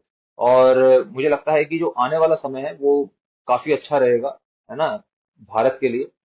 सो यही है, लेकिन यह है कि तब तक काम करते रहना है। जो लोग अगर आप जैसे फिजिकली आप वर्क कर रहे हो, ठीक है, आप वर्कआउट करते रहो, स्टे स्ट्रांग, है ना, जितना हो सके, और अपने चारों तरफ लोगों को भी इंस्पायर करते रहो विद्या को लेकर। और एटलीस्ट एक्सरसाइज तो मस्त है, ताकि हमारा जो देश है वो स्वस्थ लोगों का देश बने, है ना, बीमारों का देश ना बने। हाँ सर, तो मैं बेसिकली एकेडमिक्स से हूँ, मैं पॉलिटिकल साइंस सोशल साइंस में पीएचडी कर रहा हूँ। मुझे इस विद्या के बारे में 1 साल पहले पता चला जब मैंने संगम टॉक्स देखा। वहाँ गुरुदेव इस विद्या के बारे में बता रहे थे। तो मुझे ये विद्या में एक यूनिक चीज़ ये लगी कि इसमें मिथोलॉजी के मूवमेंट के साथ साथ मिथोलॉजी भी साथ चल रहा है। जैसे गुरुदेव वहाँ कृष्ण जी की स्टोरी बता रहे थे जब पांडव स्वयंवर में गए, और आप अभी रामायण से मल्लयुद्ध की जो कहानी बताई आपने, तो मुझे ये लगता है कि sir beyond self defence, beyond fitness, learning this vidya would be a good sense of grounding in our own culture for our youth. Sir, so on this note and final note I would like to say is that in order to design your future, you need to own your past. In order to know where you're going, you need to know where you have come from.